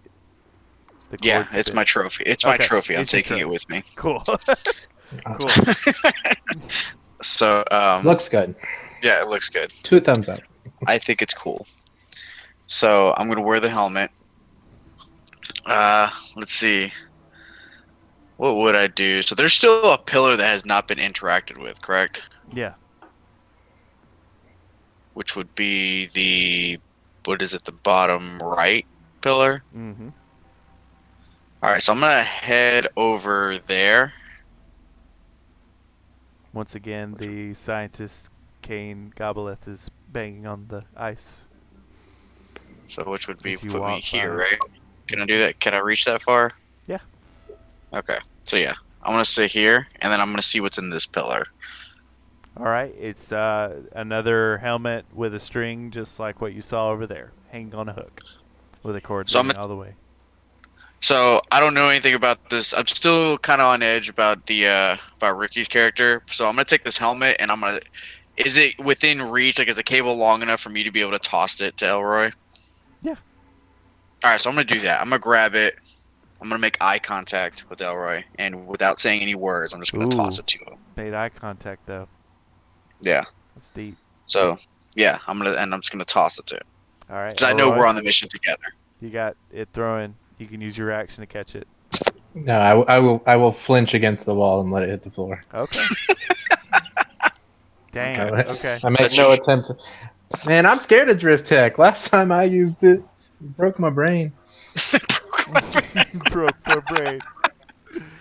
My beautiful brain. I can only remember half the episodes of Florida, I'm sure. Well, that's your choice. I'm not putting another helmet on because of what happened to me. Tata's up. Yeah, So- but you expect me to put it on because of what happened to you? Again, I'm not that bright either, so it's the way I look at it is I survived, you could survive. All right, so now I'm gonna I got another action, right? Let's see. Is the helmet still connected to the cable? Mm-hmm. The one So how you about this? chucked at him. Yeah, so how about this? So I'm gonna yank it back. All right, I'm gonna straight up scorpion this thing and then bring it back to myself Okay. because obviously you don't appreciate the thing. So I'm just gonna go ahead and I'm gonna go ahead and give it to Ricky.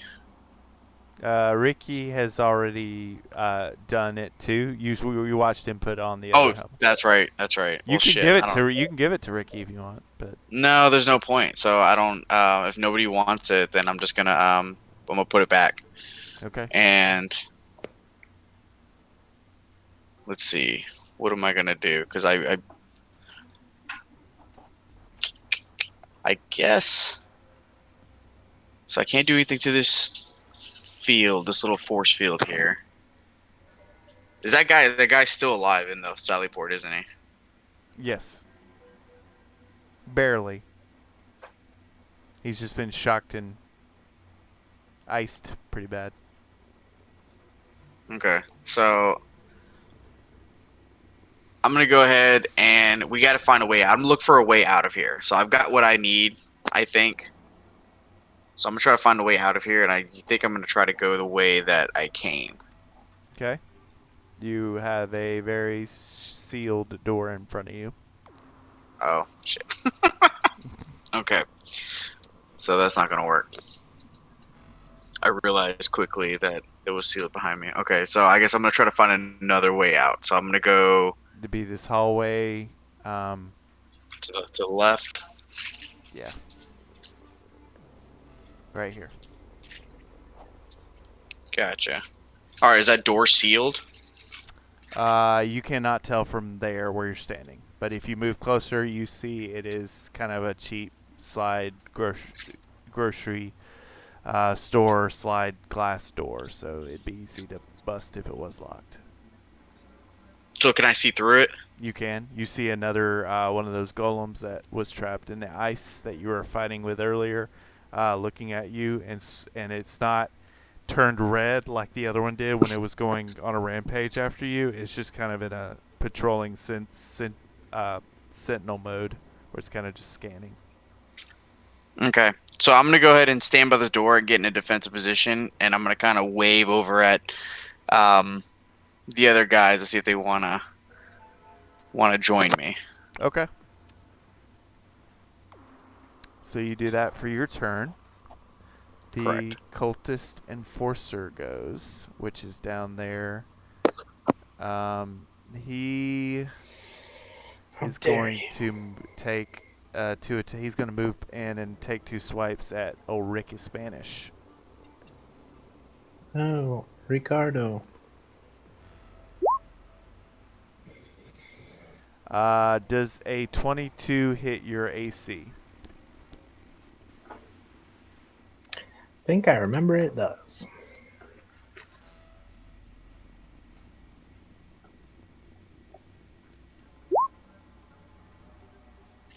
Yup.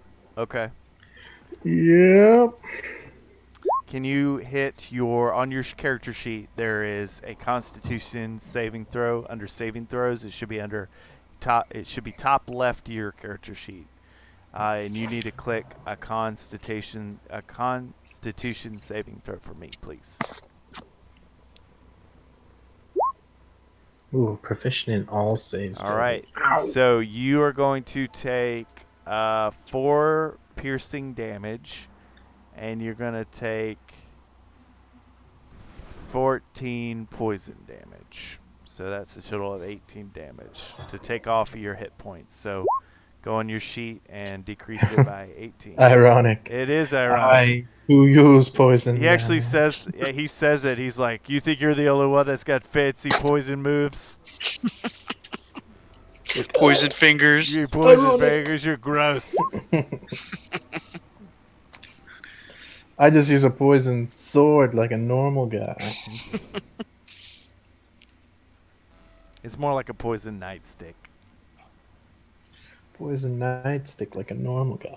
That's right. Just like you guys use in a real jail. You're like, ow, was that coronavirus? How many HP? You need to decrease it by 18.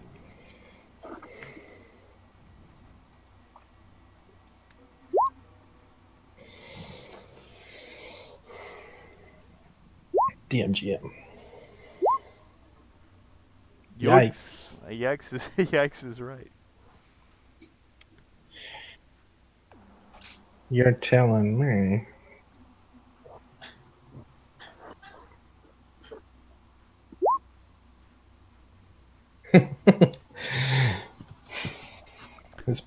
Your poison fingers are strong. You know.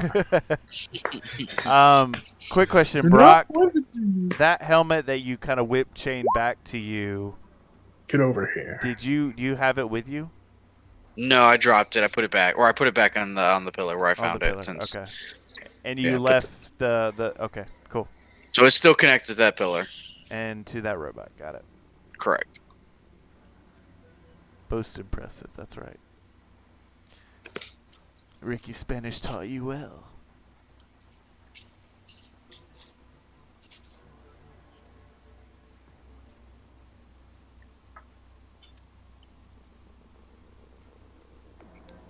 You know Ricky just by being your soldier self on Man on a Mission, that technology, you remember that you were asked to procure it. Procure.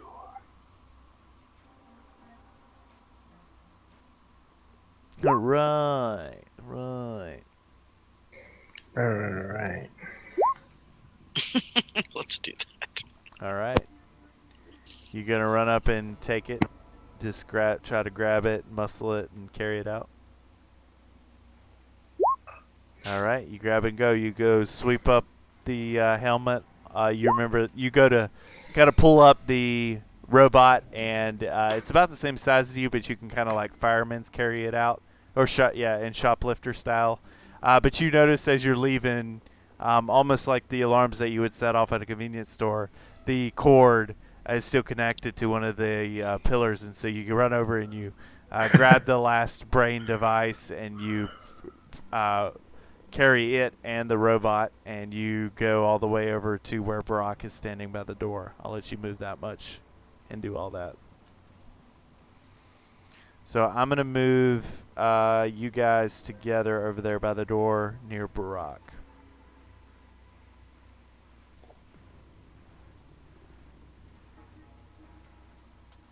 Oh, no. Don't go that way. No. Come back!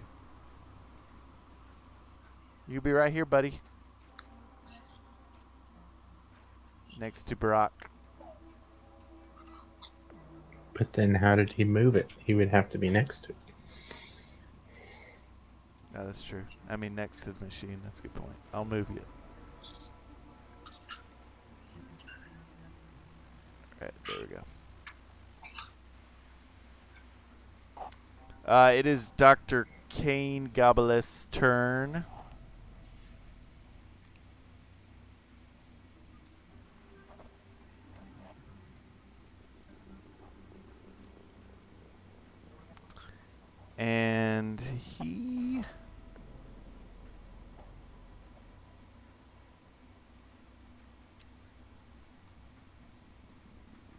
Yeah, he's burned his teleport spell. Darn you. Stuck in a cage. Also, I don't know if he has the spell Disintegrate. Lying on a cage and still just standing away. Can he banish himself? Yeah. I think you can banish yourself. Let's look at banishment. Banishment. I be. Banishment. Gonna banish you, babe.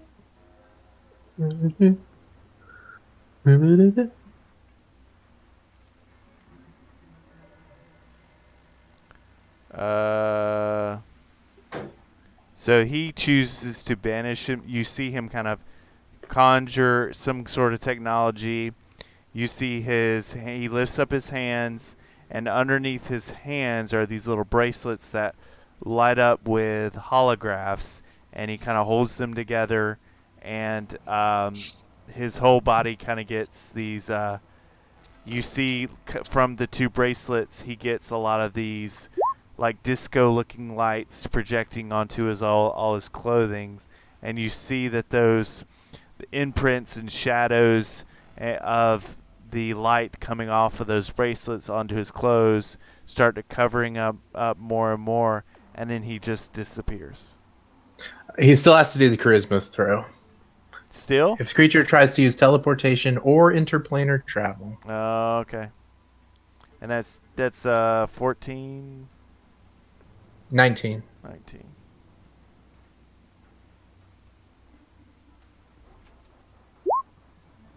Fails again. No, that wasn't me. Yes. That wasn't me. Stuck. That wasn't me. That wasn't me. That wasn't me. He Did I get a +3? That must have been Ricky. I still failed though.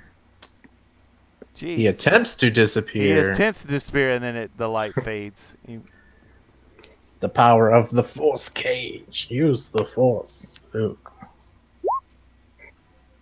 The iron golems are going to remain in sentry mode, almost like they're waiting for a command.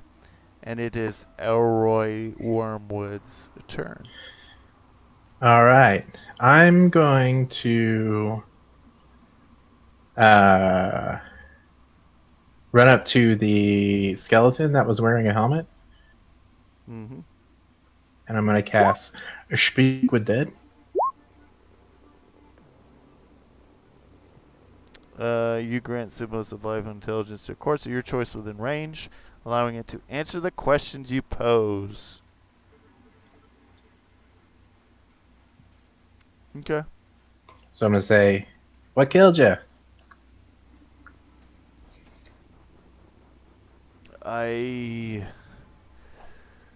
What's going on? Where am I? What killed me? I was just volunteering for one of these tests, and who are you? No, I asked the questions here. I guess yes, I was this device was initially designed for just one person, and it ended up being too much, I guess. I don't remember those other columns being here. So you died because you tried to use it by yourself. Yes. Seems so. Let's see, what else? I didn't last to see the end result. What can that thing do? The robot guy. He has to be truthful for you, right? He doesn't. He doesn't have to be truthful. Let's see. He is our... the corpse knows only what it knew in life. Answers... the corpse is under no compulsion to offer a truthful answer. Gotcha. He says, well, that's our salvation. That's our guide to the Kaiju.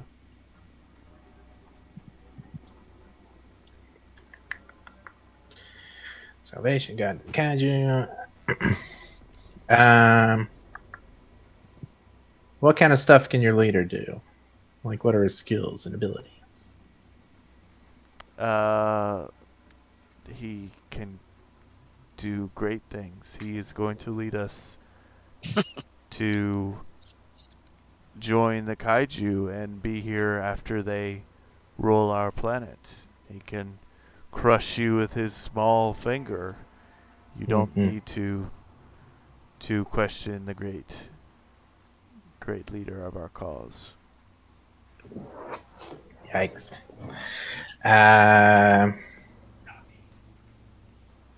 Well, I can ask up to 5 questions, but I don't think you're very helpful.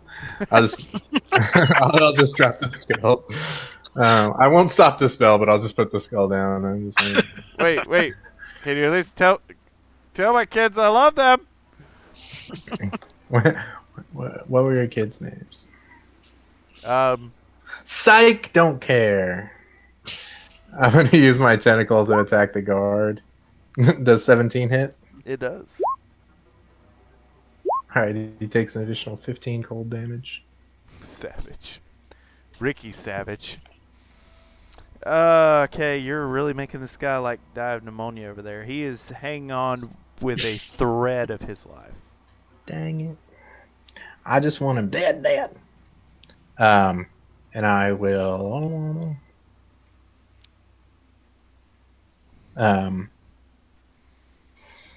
I guess go join the others. Is this thing still tethered? Yeah, you can put the helmet on if you want. It's what, bottom left? Yeah. Well, it's been untethered. It's currently in Ricky's Spanish's hands. He has the robot fireman carry over one shoulder, and then he's got in his other hand the helmet. So you can grab it from him. I'll just go, whatever. How much worse could it get? Ricky, And, do you release control? I'll put it on. Do you let him have it, Ricky? He doesn't have to. Like, wherever it's dangling from his hand, I just, like, stick my head in it. Like...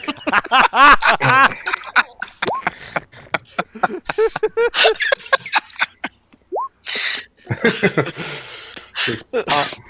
Nothing weird about that. That's the thing. He goes and reaches it. I'm really small, so I'm just like...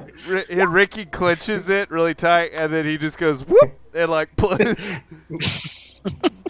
don't know. Just like, you know, in Super Smash Brothers when Luigi does side and B, where he just, like, launches himself head first. Yeah. That's me.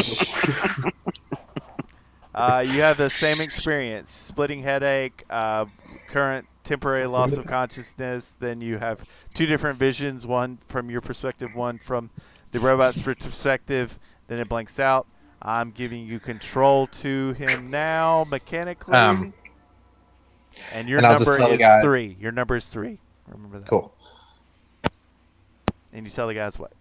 I'll just tell the guys, if you give me a minute, I can make that thing easier to carry. And that'll be the end of my turn. Nice. All right. So I'm going to give you access to Gypsy Ranger as well. Doing that now.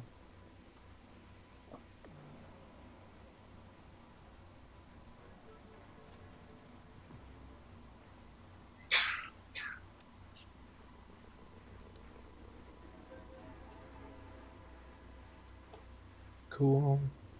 You guys notice, though, that after Elroy links it with it, it starts to somewhat come to life. You notice that the head starts to swivel a little bit, and you hear just minor computer noises, like inside, almost like a computer when it's first starting up.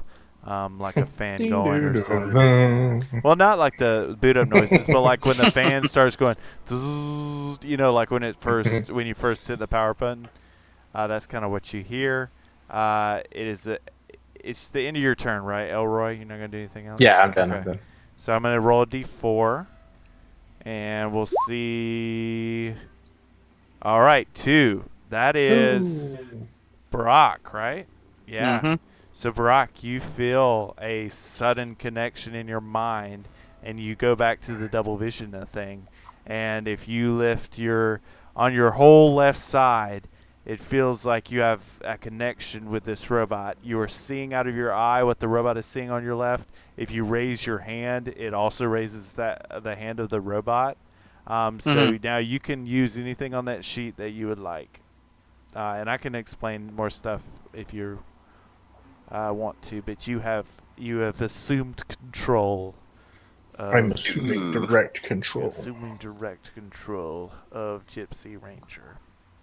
Okay, let's see what kind of cool stuff this guy is working with.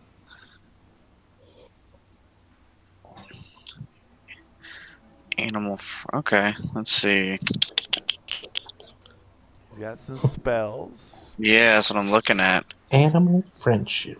He's got some attacks. Attack animal friends. Okay, so I think. Let's see, what is this?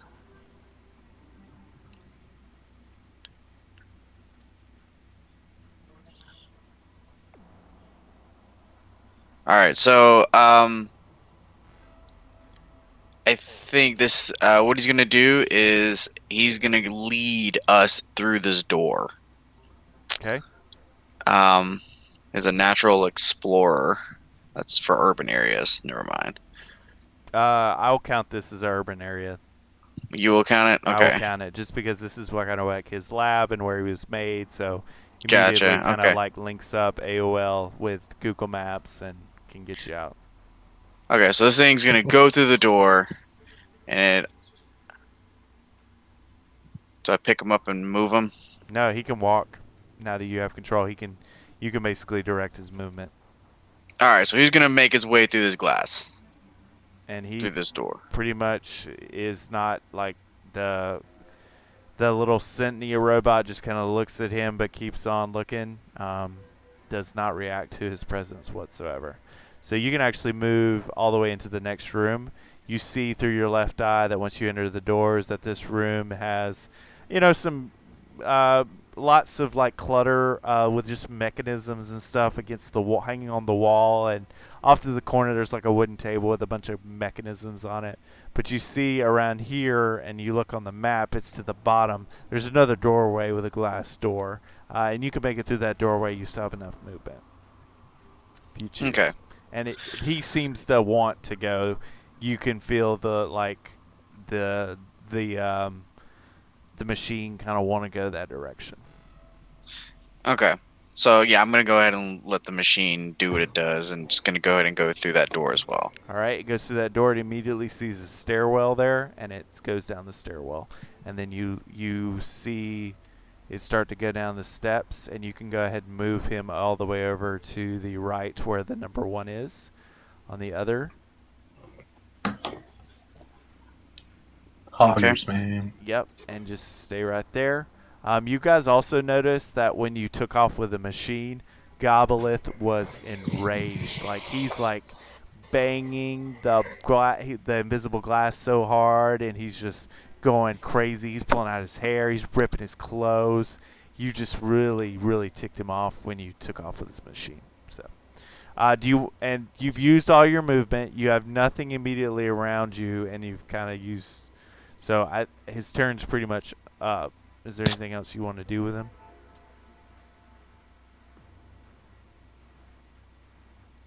Brock? Sorry, yeah, he's just gonna nah, we're good here. He's gonna post up and out of sight, out of mind. Okay, it's your turn then.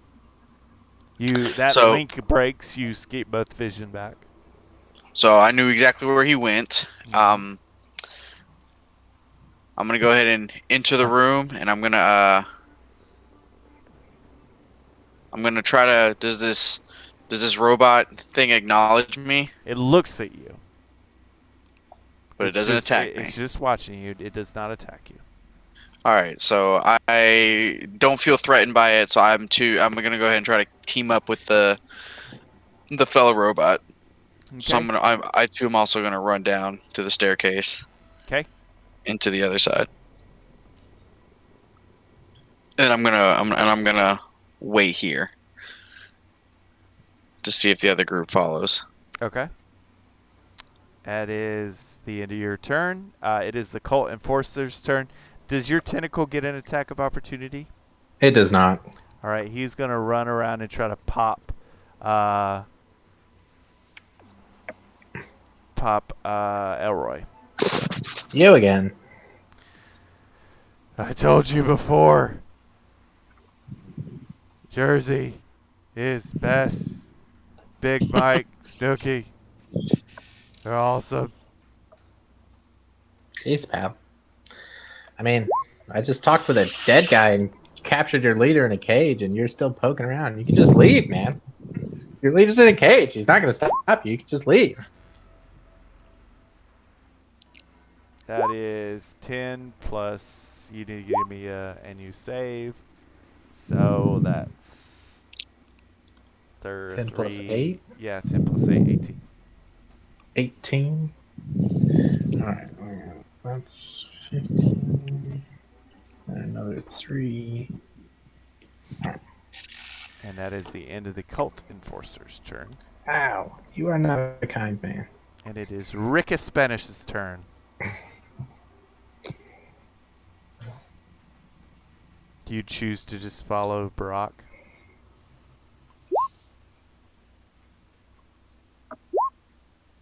Alright, move your character all the way over there with them.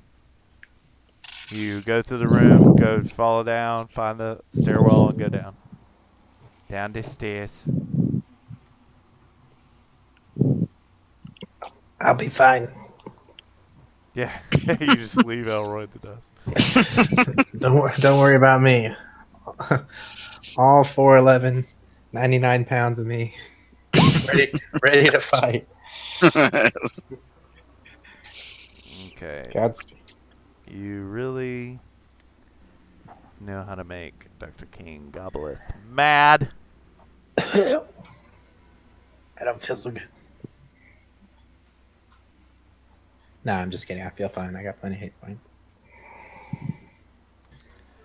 You shot down teleport. You banishment.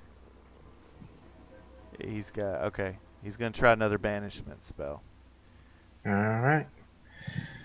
Gotta do another charisma shade.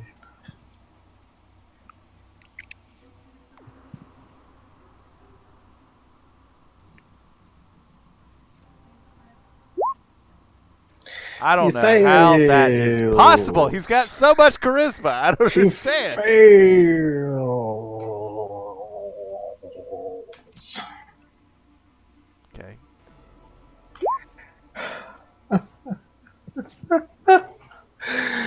You cannot escape. Iron golems do not know what to do, so they are gonna just sit there. Elroy, it is your turn. All right. Well, first thing first, I'll have my tentacle come up and take a swipe. Shake a swipe at the enemies. So hopefully I don't have to use my action on this loser. Hits. Good. Sick roll. 2, that's my minimum. 2 cold damage. Oh wow. He is barely hanging on. Oh, come on. 1 HP, folks. I'll just be straight up front about it. So frustrating. Man. Fine, I'll burn a shocking grasp on this loser. There you That go. It's is- impossible for me to do less damage than that. You fry him up. No. I hope it doesn't get renewed for another season. Unbelievable. Alright. I'm gonna go check out what's in this room. Which room? You gonna This top room that I'm in. a bunch of papers and notes. Yeah? Bunch of papers. Not a lot of technology. Seems more like an office space. You do see a desk in front of you that looks to be the working desk of him, but of Dr. Kane, but it's mostly just a bunch of papers, some charts up on the wall. You can see a big elaborate map of the Pacific Ocean too. That does seem to have a bunch of drawings and symbols on it. right, cool. Now I'm gonna start to leave Okay. because it's not very interesting to me. Yeah, that's about as far as I can make it Okay. since I poked my head in the room. You're just kind of staring at the thing, and it's staring at you. All right. D4. One would be Ricky. Ricky, you have control of Gypsy Ranger. Ricardo Espanol. Ricky Spanish. Ricky Spanish. You can lead him. You can use whatever you want to do with his sheep, man. He knows the way out of here, though, so.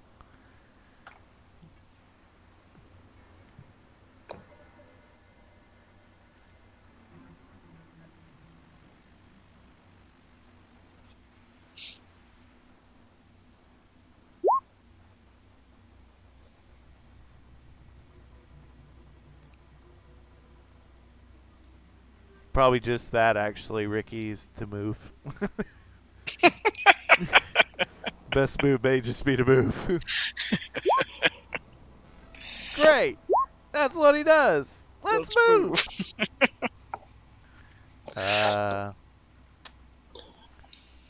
We all go marching down.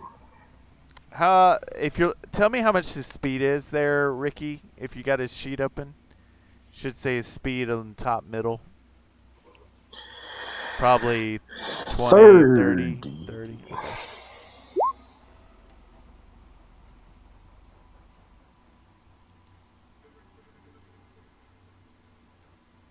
All right, so he can go here, abouts.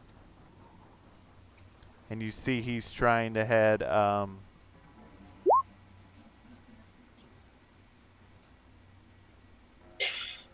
okay, yeah. He's trying to head no, he goes to here. He's trying to there's like a secret stairwell he's staring at. And you can see this, Ricky, when you're kind of linked with him cuz again, you see out of one of your eyes what this robot is seeing and feeling. And you can see as it stops moving, it's looking up what looks like some sort of escape shaft to the surface. Do you relay that at all to your people? You guys still have not talked at all to one another. Yes, a robot does have feelings. Talk is cheap. Yes, slow turn.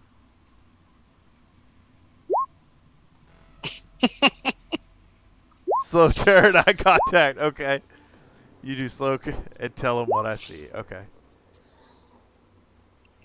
I'm probably too far away. Okay, I'm so still you just intensely looking at Brock, which, judging my perception of Brock so far, would not like some intense eye contact.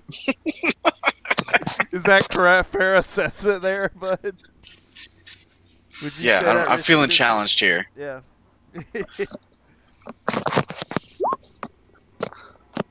Let's do this thing. Yeah, I sense what you're putting down. That's funny. dig what you're shoveling. All right, that is the end of Gypsy Ranger's turn. Someone hold my monk staff. Hold me back. Hold me back. Barack, it is your turn, bud. Okay, so I see that there's an exit. It's not too far. You assume there is one. You just Okay, saw so I the assume. robot. You didn't see what.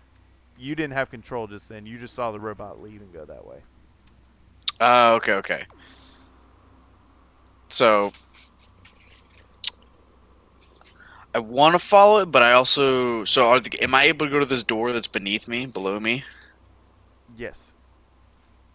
So I kind of want to see what's in that room first, since obviously I saw the robot, go straight ahead and nothing happened. So I'm gonna go ahead and try to go down where I want to do a little exploring. All right, you go down and just open. I'm gonna go inside this room. All right, you go inside that room. It stinks in here. It's like it smells god awful. And you look around, you can see this is a makeshift latrine. Down the Okay. bathroom, bud. So I go ahead and use it. naturally. Oh, never really know when I'm Yeah, going to get. road You know, trip. yeah. Yeah, you got to go when you can. Yeah. So I go ahead and use it just to, Which is funny because in D&D initiative order, it's like 5 seconds. So it's like the quickest bathroom experience we've ever had. So I use it. And then I see this other door here. Can I go in? Is this other door locked? It is not. All right, so I'm gonna go ahead and enter this door as well. It's kind of like got like a doomsday storage a little bit. It's got like makeshift supplies and dry food and canned goods and water, bottled water. Is there anything so if I rummage through it, is there anything valuable that I can take with me? I don't know. Why don't you give me a luck roll? Roll a d20. D20. All right, how do I go about? Oh, here we go. Ugh. How do I go about doing that? Top left of the Roll20 screen, there is a little icon that looks like a d20 die. You just click on it. That's your dice roller, and you can hit the D20. 20 specifically.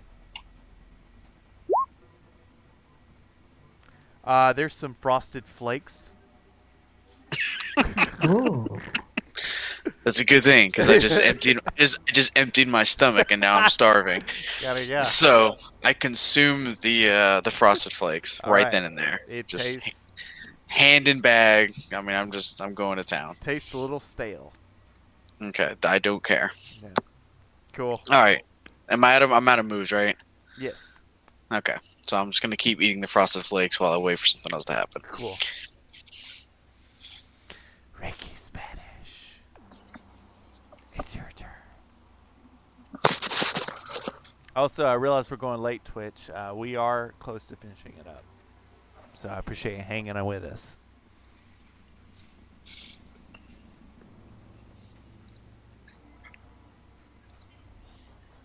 Particularly different time zone, Ricky Spanish.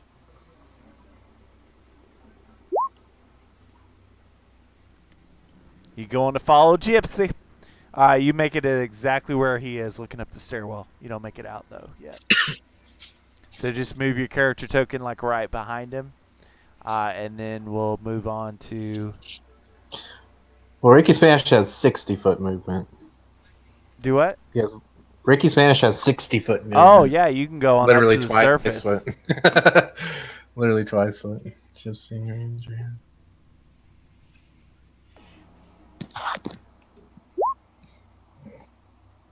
All right, you go to the surface. It pops out on the south of these buildings, just beyond there's like you pop out and there's some fence wire, but there's like a little hole that you can go under it. Like somebody's kind of burrowed their way under the fence line, and you're able to get to the tree line, and you're pretty much out of this whole complex. So you can pretty much take your character sheet off the board. And then do you choose to like hide when you get to the tree line, or do you choose to stay out in the open for people? Like you're kind of out here by yourself. You can choose what you want to do. All right, you stay out in the open. You're a good friend. Okay. Dr. Kane Gobble's turn. I'm sorry, you Dr. Goblin. Oh, Family Guy lines. Let's see. I did banishment how many times there, PS Zombie? Twice? Twice so far. All right, last one. Third time's a charm. We'll see if it works. Banishment. He's going to do banishment one more time. Sure. Oh my goodness. He failed. He fails. Man, he is screwed. All right. That's all he can do. He can't, and the Iron Golems can't do anything either. So, all right, Elroy, your turn, bud.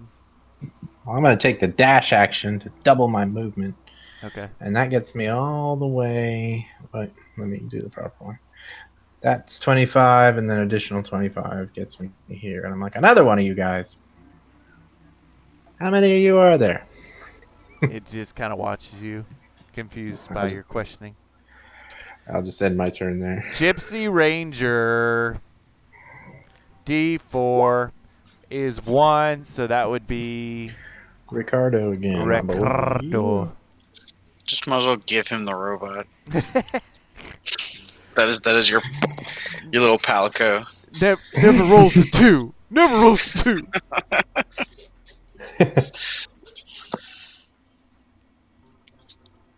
What you gonna do with him? Head to the surface. All right, you and the robot hanging out on the surface. I'm gonna go ahead and delete him off the map. Chilling on the surface together forever. Okay.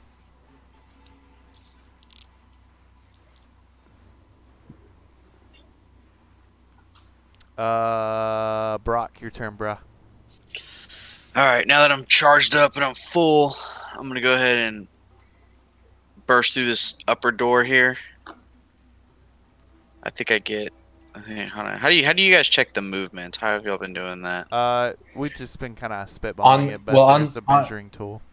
I've been measuring it. On the left, there's one that's like a circle with a little like toothed comb sticking out of it. And you can do what PS Zombie If you did. click on that, instead of moving, it lets you measure. You can do a dash action, which is double your movement. You take your action to essentially move more, because you get movement and an action, but if you do a dash action, you get double movement. So keep that All in right. mind. So I just want to be able to get out. I want to get out of this door and just Okay. go. Did the robot leave the door open, or did he close Yeah. it behind him? No, he left it open. All right. So I could see that they clearly left. So I'm gonna go out that way. All right, and you can use your dash action, and that would get you all the way to the surface, and you can delete yourself off the board. Okay. Bye. Bye. All right, you're hanging out there on the surface with Ricky and the robot. Ricky and the robot. Sounds like a cool band. Dr. Kane Gobbleth. Ricky and the robots. Dr. King Gobbleth is going to hit a remote, use his action to use some remote. The Iron Golem is then immediately charged to life. It is going to take a swipe at good old Well, the question is, Elroy. would radio waves be able to penetrate this if magic can't? Yes. All right, I have no qualms. Do it. If not, If only his fireball was radio waves instead of magic. is it cage all 6 sides, all 6 dimensions? Yes, it is a cube. I would still think it would, though. Bluetooth pairing in this universe is exceptionally strong. That's so good. And he's gonna, just as a last ditch effort, activate the Iron Golem closest to Elroy. These things get multi-attacks. They get 2 slam attacks. So he's gonna do 2 slam attacks against Ziboy. Go ahead. Does 15 hit? No, 15 misses, 27 does hit though. Surprise, surprise. 26 bludgeoning. All right, well, just because I'm on my way out, I will use Hellish Rebuke with my reaction to do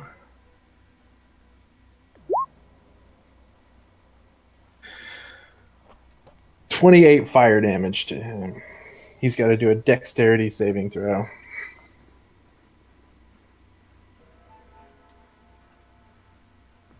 Okay. I'll play your game. As he hits me, that'll be a fail. Yeah, so he takes 28 fire damage. You watch as that fire goes closer and closer and goes into him, and he absorbs it. There you go. And it doesn't seem to harm him whatsoever. Just as I planned. Yup. So after falling into my trap. Yeah. It's your turn, Oh. bud. Cool. I'm going. Wait, let me just mark off my damage.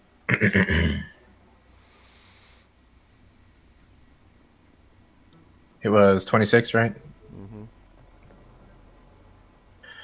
I am going to cast Misty Step Nice. to take myself to the door. Poof, poof. Just a little poof, poof. And then I'm going to use my movement to run away. All right. And you guys, you can delete To yourself off the board. You guys flee. immediately start running I'm away. scared. You go into the trees. You push your way through a lot of the brush there. And then you find yourself several miles later. You walk for a while in a nice little clearing. And you can tell that you're not being pursued. And you're finally away from that place. What do you do? You guys So we still also- have our phones to be able to page the Yes. helicopter again. A You pickup. You have phones. You also have, voices and communication that hasn't been used up to this point with one another. And then you have a giant, like a little man robot that's been with you this whole time. So what I didn't say is that I actually took the leftover cereal with me and I offered to share with my compadres. That's we awesome. break bread over, and that's how I break the ice. I Rick- offer a gift. Ricky, do you take the cereal? Elroy, do you take the cereal? I don't take the cereal because I'm too busy furiously calling for extract. Okay. Gas, Which is get the us type outta of here. cereal that you can get. No, I'm just kidding. Get So us me and outta Ricky here. just became best friends. There you go. I love Frosted Flakes. Is that what you say? Just your first thing you say to this guy? I love Frosted Flakes. No, we say eye contact. That's right.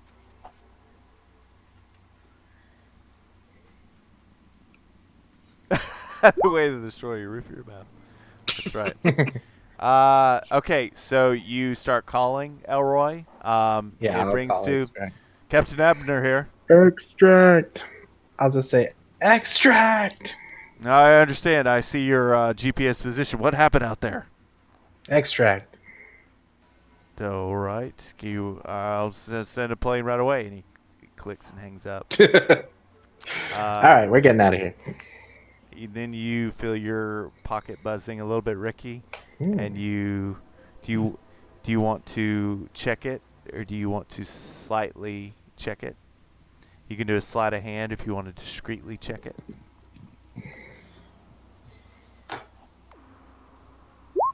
Sleight of hand. All right. Click that on your character sheet. It's one of your abilities there on the left.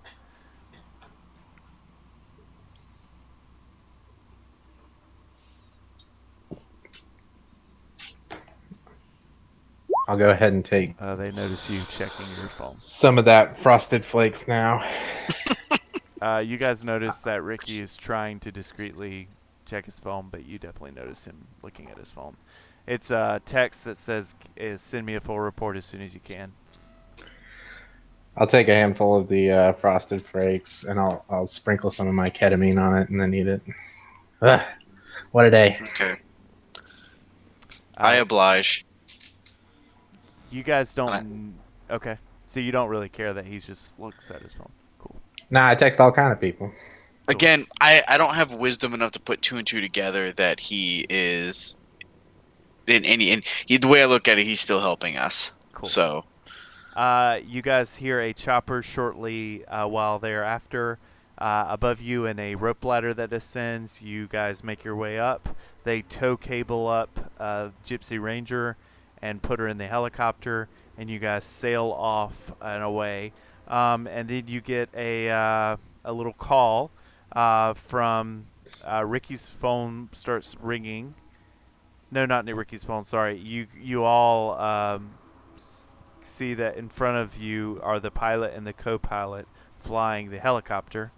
And the one co-pilot looks back at you, the one on the right side, and says, message from the cap! And then he puts in front of you what looks like some sort of old school Razor phone, and it flips open, and it's a hologram, and it's Captain Abner. And he says, report, what happened down there?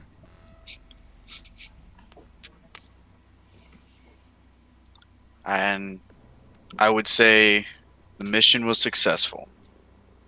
Very good. Yep, we got the thing. We didn't kill the guy though, like you wanted us to. I know never you- said to. I know you explicitly ordered us to kill the guy, but we didn't do that. Well, you kind of did. You put him in a prison he'll never get out of. Well, it only lasts an hour. Dude, did he suspect the Kaiju Slayer Initiative program, or did you say anything that would out us in any way? And he kind of scans you all and then hovers his eyes around Ricky a lot. I can't imagine anything about what we did seemed in official capacity. Very good. We don't know much about the device. He kind of goes straight into business from there. But supposedly you can interact with it in some way and be able to detect any appearing kaiju. I suggest you do it quickly. We are already getting some tremors in near the South Pacific and up near Alaska. We have no idea what's happening with kaiju movement, but we are sensing some strong earthquake tremors all over the Pacific Rim, and we need help locating when this thing's going to pop up.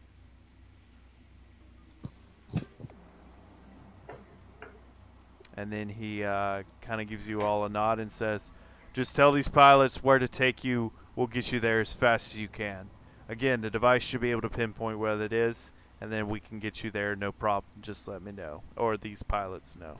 And then the holographic image kind of slowly disappears and fades out of focus and then cuts off. Okay. So do we activate sounds this good. thing? Sure. Do Who we is ask activating him, it? or do we? Who's kind of walking over and doing it or whatever? I mean, I can go ahead and activate it. All right, you go over and you gonna touch it or speak to it? I'm gonna go ahead and. I have no reason to touch it. I'm just gonna speak to him and talk to it. Okay. And what do you say? I'm gonna say, "Hey, are you on?" And I'm gonna ask it to find the kaiju. It starts going scanning, like you hear this scanning, and it basically has a actually no, hang on. When you ask that and it starts beeping back at you, roll me a D4, Risky Biscuit. D4. Yes. Okay, it falls in the hands of Ricky.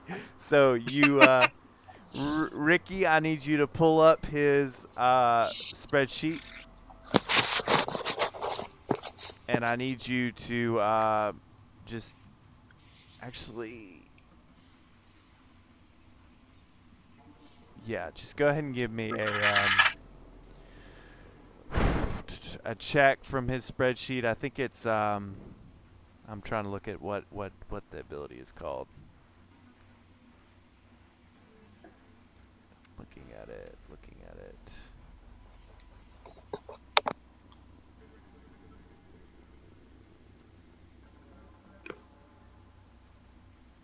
I'm gonna go and kill the music. That's not good. I haven't been Flying able to in hear it. helicopter music. It's been ever so slight in the background, Gotcha. but we're about to amp it up. With Get to the chopper. I don't have helicopter. I need helicopter music. All right, Gypsy Ranger. Just give me a.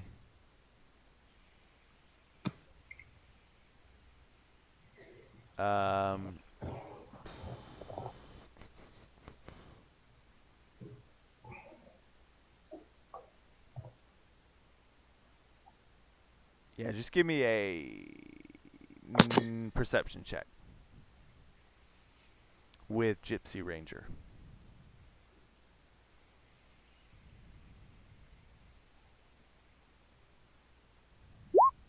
That'll definitely do it. Okay.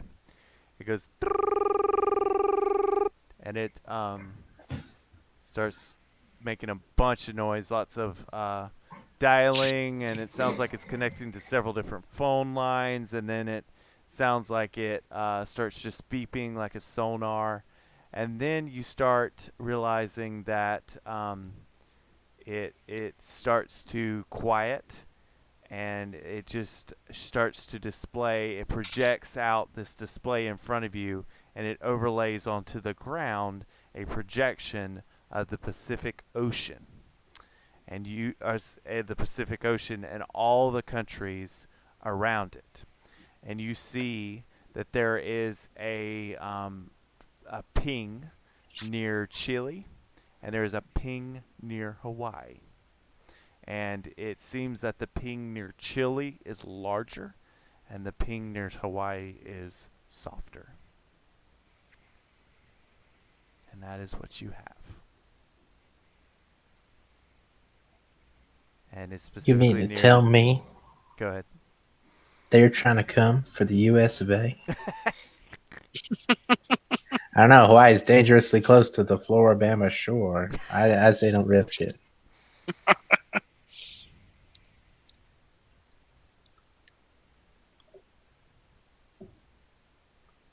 So, you hear Elroy say that about Hawaii. What does the rest of you say? Do think? You know what? We're already in Oregon. It'd be quicker just to go to Hawaii first, check it out. Swing by Hawaii real quick. Yeah. I think it's kind of, in a way, en route. Aloha. All right. So you tell the driver, and Ricky's on board too. Or sorry, not the driver, the helicopter pilot. And we are going to move Helicopter over driver, it's the same. to the Hawaii.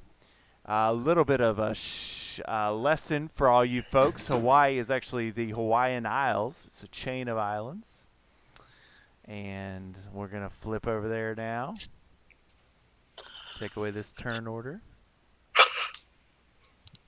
Yeah, so it's just whenever an hour passes, the force cage fades. I can't even turn it off if I want to, so it just lasts the full hour.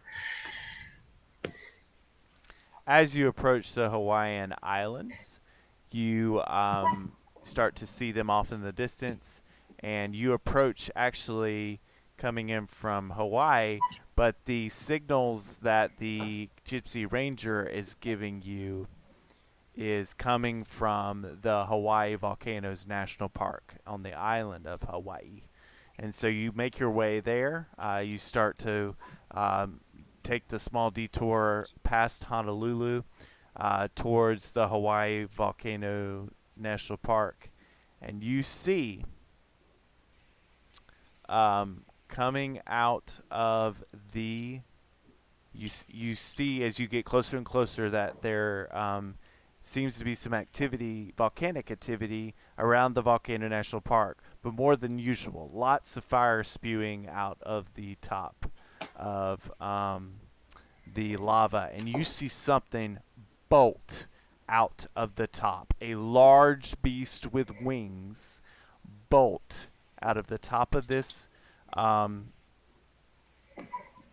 this volcano, and it is covered in lava. You kind of can't tell what the figurine is, and head towards Honolulu.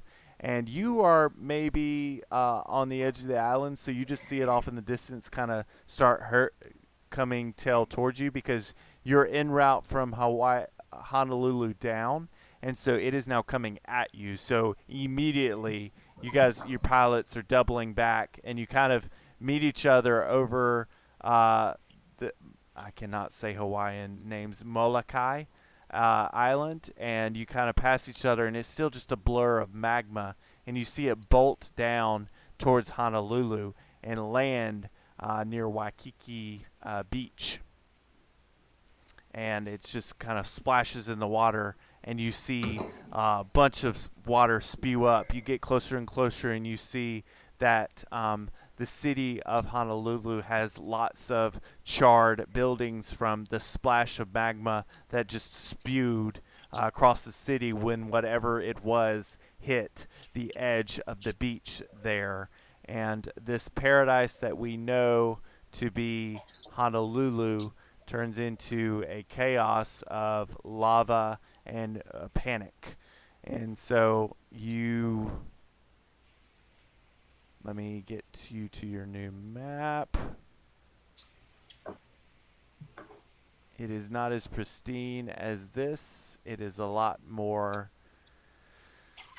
panic, and these buildings and stuff are on fire, and you see a large monstrosity in front of you. Ooh.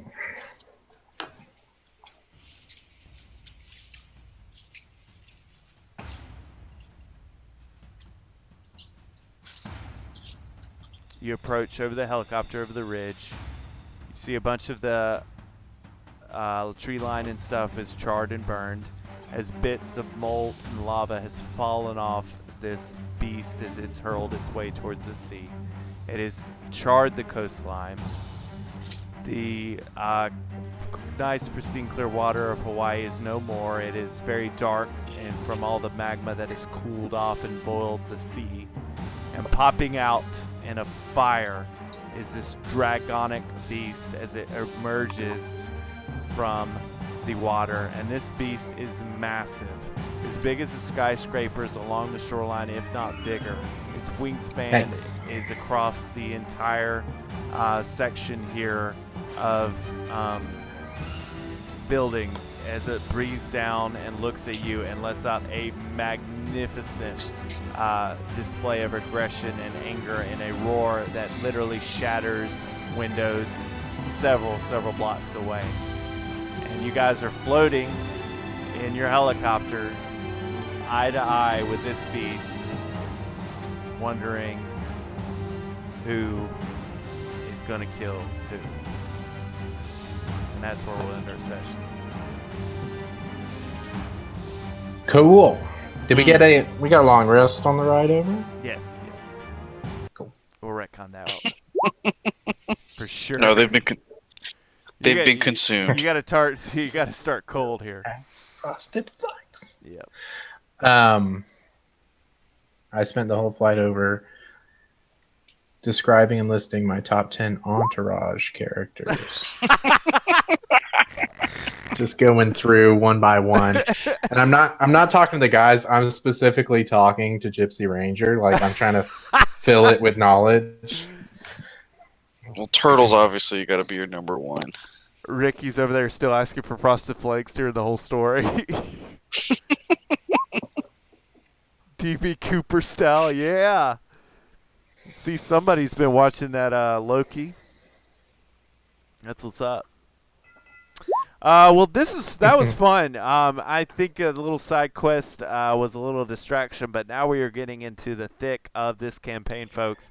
That was their first kaiju that they're experiencing, and they are going to go toe to toe with it next week. So make sure you do not miss this fight. It should be very good, very fun, and they picked this beast over the other beast. It's interesting. I hope it works out for them. It might not. So the only other stuff I will mention here tonight is make sure you meet us next tomorrow's night as well. We're doing the Unbeaten Path Session 17 with PS Zombie as our DM. I encourage you to check out our social medias. You can search PU2ASU on Instagram, on Twitter, and on Twitch. You can also find us on Facebook, where we have a Facebook page. And if you so choose to join our Discord server, let us know. We can send you the link for that. We encourage any sort of likes, chats, follows, or subscribes on any of those, as well as our YouTube channel. And we will be, of course, logging this session, and I've already logged last session on our YouTube page as well. Special shout out once again to GT South Game Exchange and Geeks and Comics.